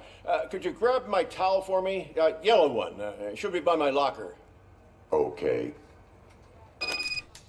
Ey, wir laufen hier nur hin und her.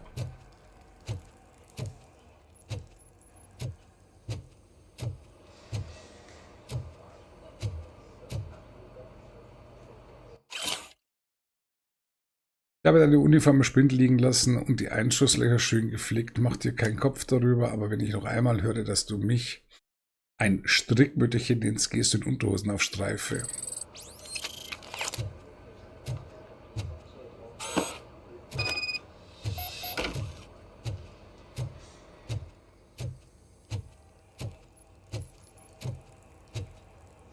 There you go. Thanks. Just give me a minute.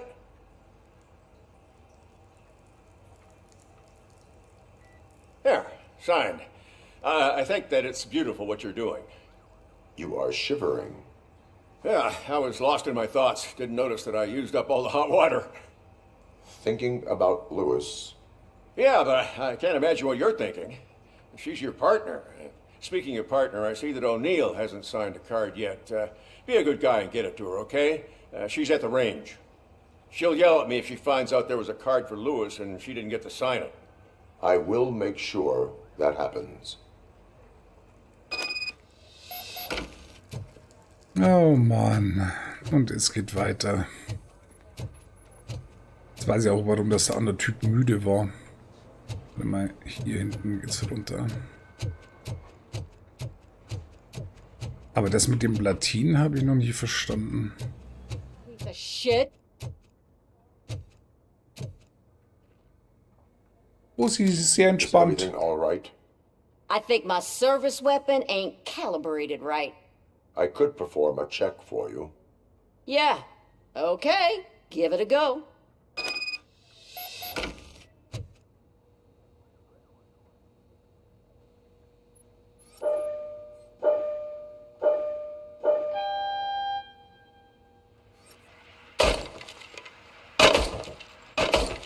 I guess you don't have any problems with it.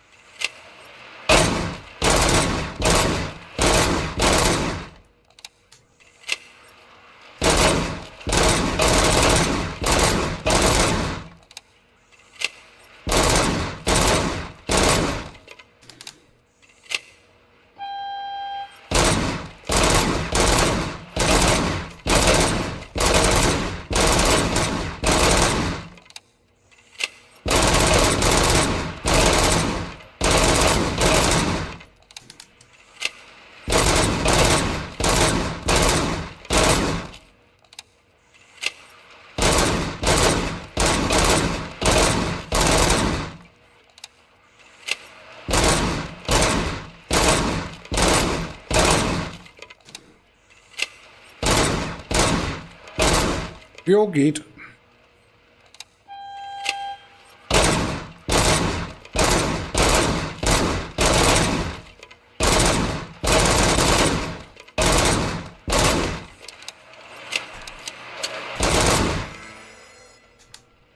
Your service weapon is calibrated correctly. Yeah, I guess so. What is the matter? I can't lie.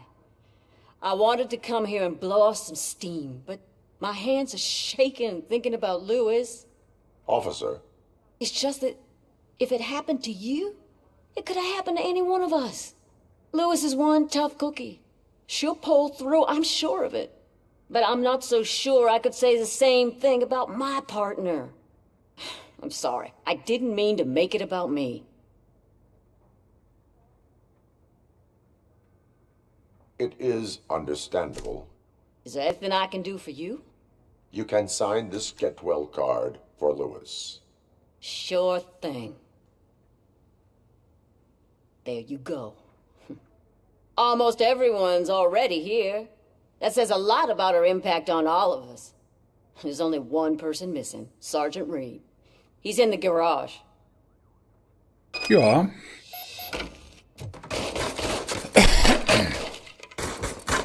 In the garage.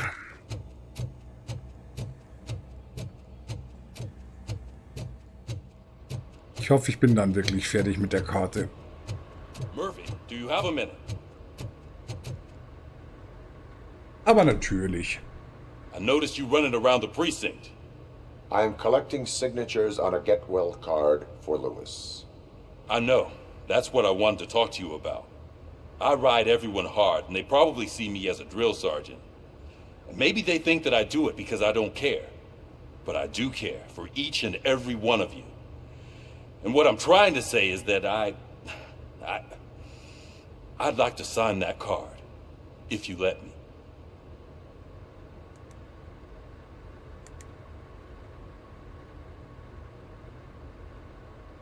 We are a family. You should sign it. Everyone's here already. Lewis, she made an impact. We've got to get the ones that did that to her.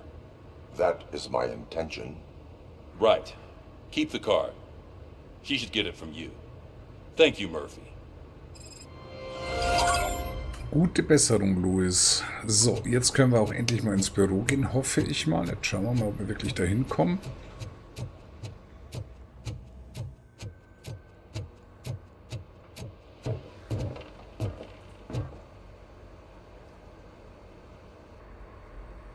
Thank you for this opportunity, Mr. Becker. You are very determined. I must have seen your application like 20 times.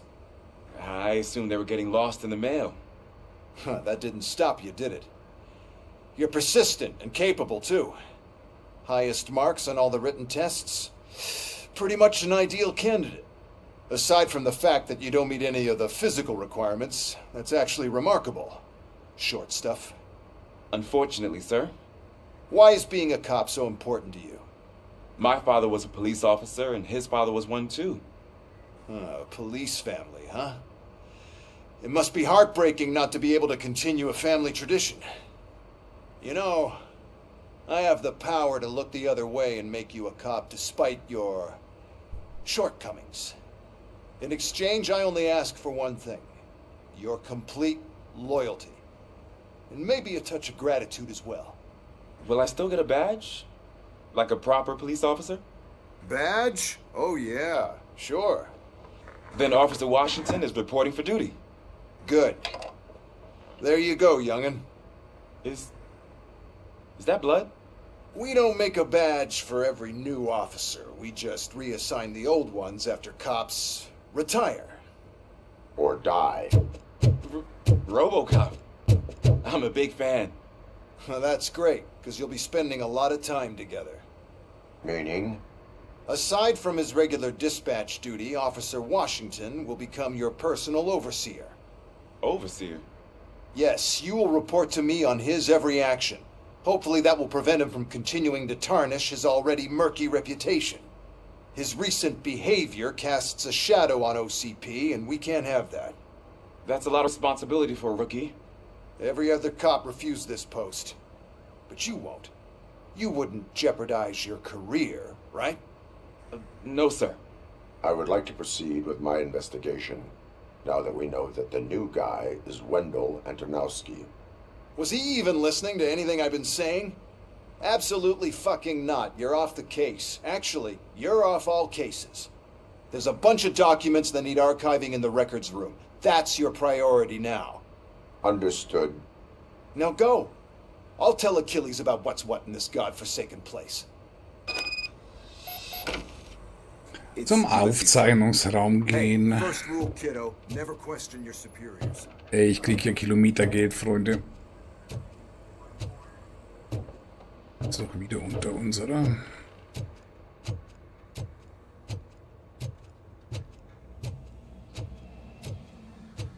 Hi, Murphy. I was told you'd come to help me. This is exciting. I don't get many visitors here. Ja, ich bin jetzt da. What seems to be the problem? Mr. Becker wants you to do some maintenance work, so, please scan the servers, see if they're operating properly. I'm sure they are, but he insisted I found a job here for you. Yeah, I wish I had something more exciting for you to do, since for me, this is where all the action happens. Explain. With this wealth of information at your fingertips, this records room should be a real hotbed of activity. Others don't seem to know how fun it is to dig through all this stuff. You can play a real-life detective here. Officer Cecil, you are a detective. Yeah, but mostly just a paper pusher. So, if one wanted to find out the whereabouts of a particular criminal, what would one do? That's easy. Just check the computer in the back, type in who you're looking for, and see if there are any matches. Just remember to scan the servers at some point. Mr. Becker will blow his top if I don't make sure you checked him.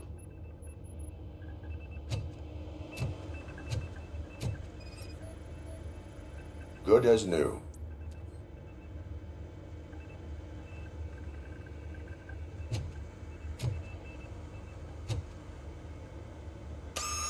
I'm telling you, this is incredible. Just type in your search.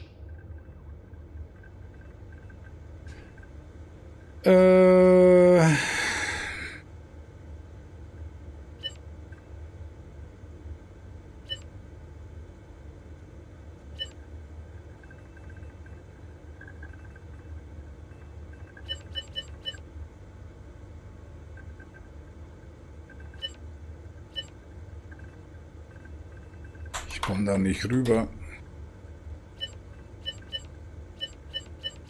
Ah, da.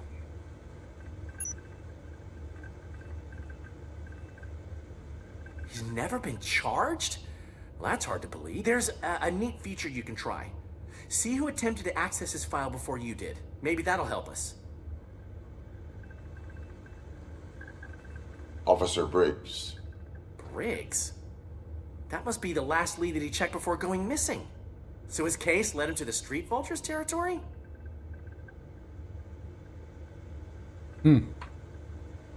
Maybe those two cases are connected after all.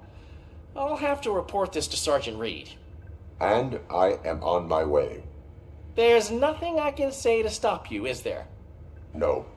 Well, then instead I'll say, go kick ass for Lewis.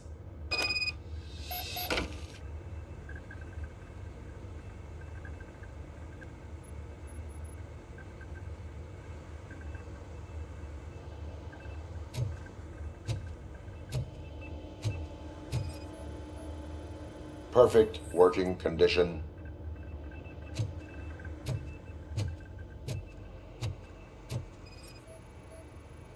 I am detecting a malfunction. Huh? That doesn't seem right. This server is compromised. Good thing you noticed it.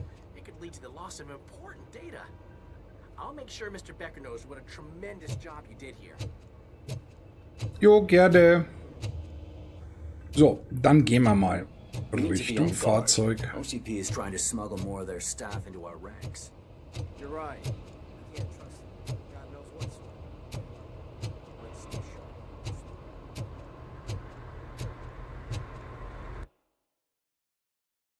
Jupp, bitteschön.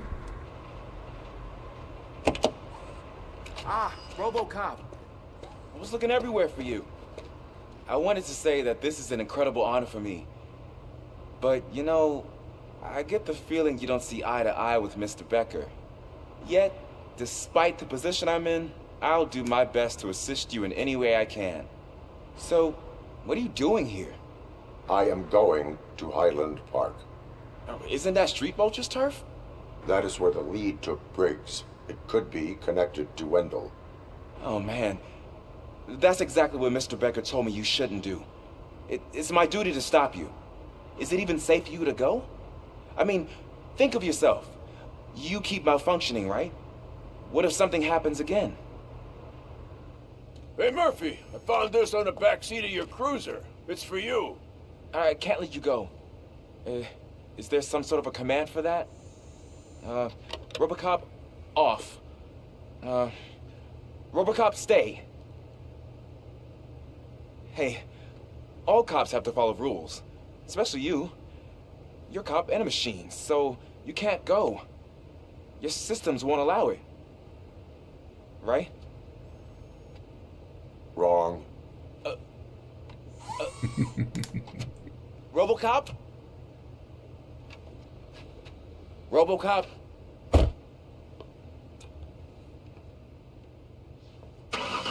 Don't do this to me. Not on my first day. Das ist ihm relativ egal, glaube ich.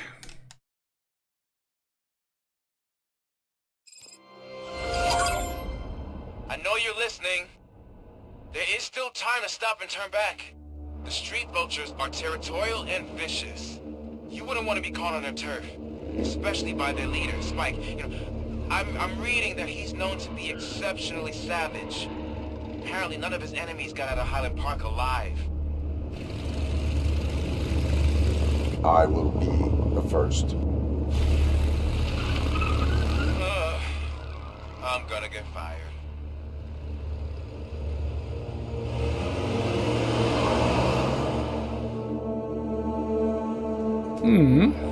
Kann passieren.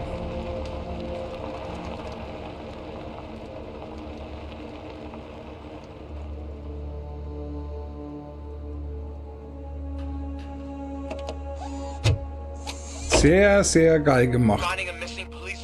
Mann, halt doch mal die Backen. Luki. There's no way you can investigate without being noticed. Street vultures are the biggest gang in Detroit. I have a large supply of bullets. Das stimmt. So, und da werden wir an nächster Stelle weitermachen. Ich hoffe, euch hat Spaß gemacht. Ich mag Robocop. Ich kann leider nicht so viel quatschen wie normal, weil ich natürlich auch den Text lesen muss, um die Story zu verstehen. Ja, aber, wie schon gesagt, macht mir irrsinnig viel Spaß, Robocop. Seit ein paar Tagen draußen und wir werden es auf alle Fälle durchzocken. Wie lang? Ich habe keine Ahnung, was die Spielzeit ist. Aber wir finden es gemeinsam raus. Ich hoffe, euch hat Spaß gemacht zuzuschauen. Wünsche euch noch einen schönen Sonntag. Lasst es euch gut gehen. Und bis bald, wenn ihr mögt, auf dem Kanal. Danke fürs Einschalten. Ciao und Servus.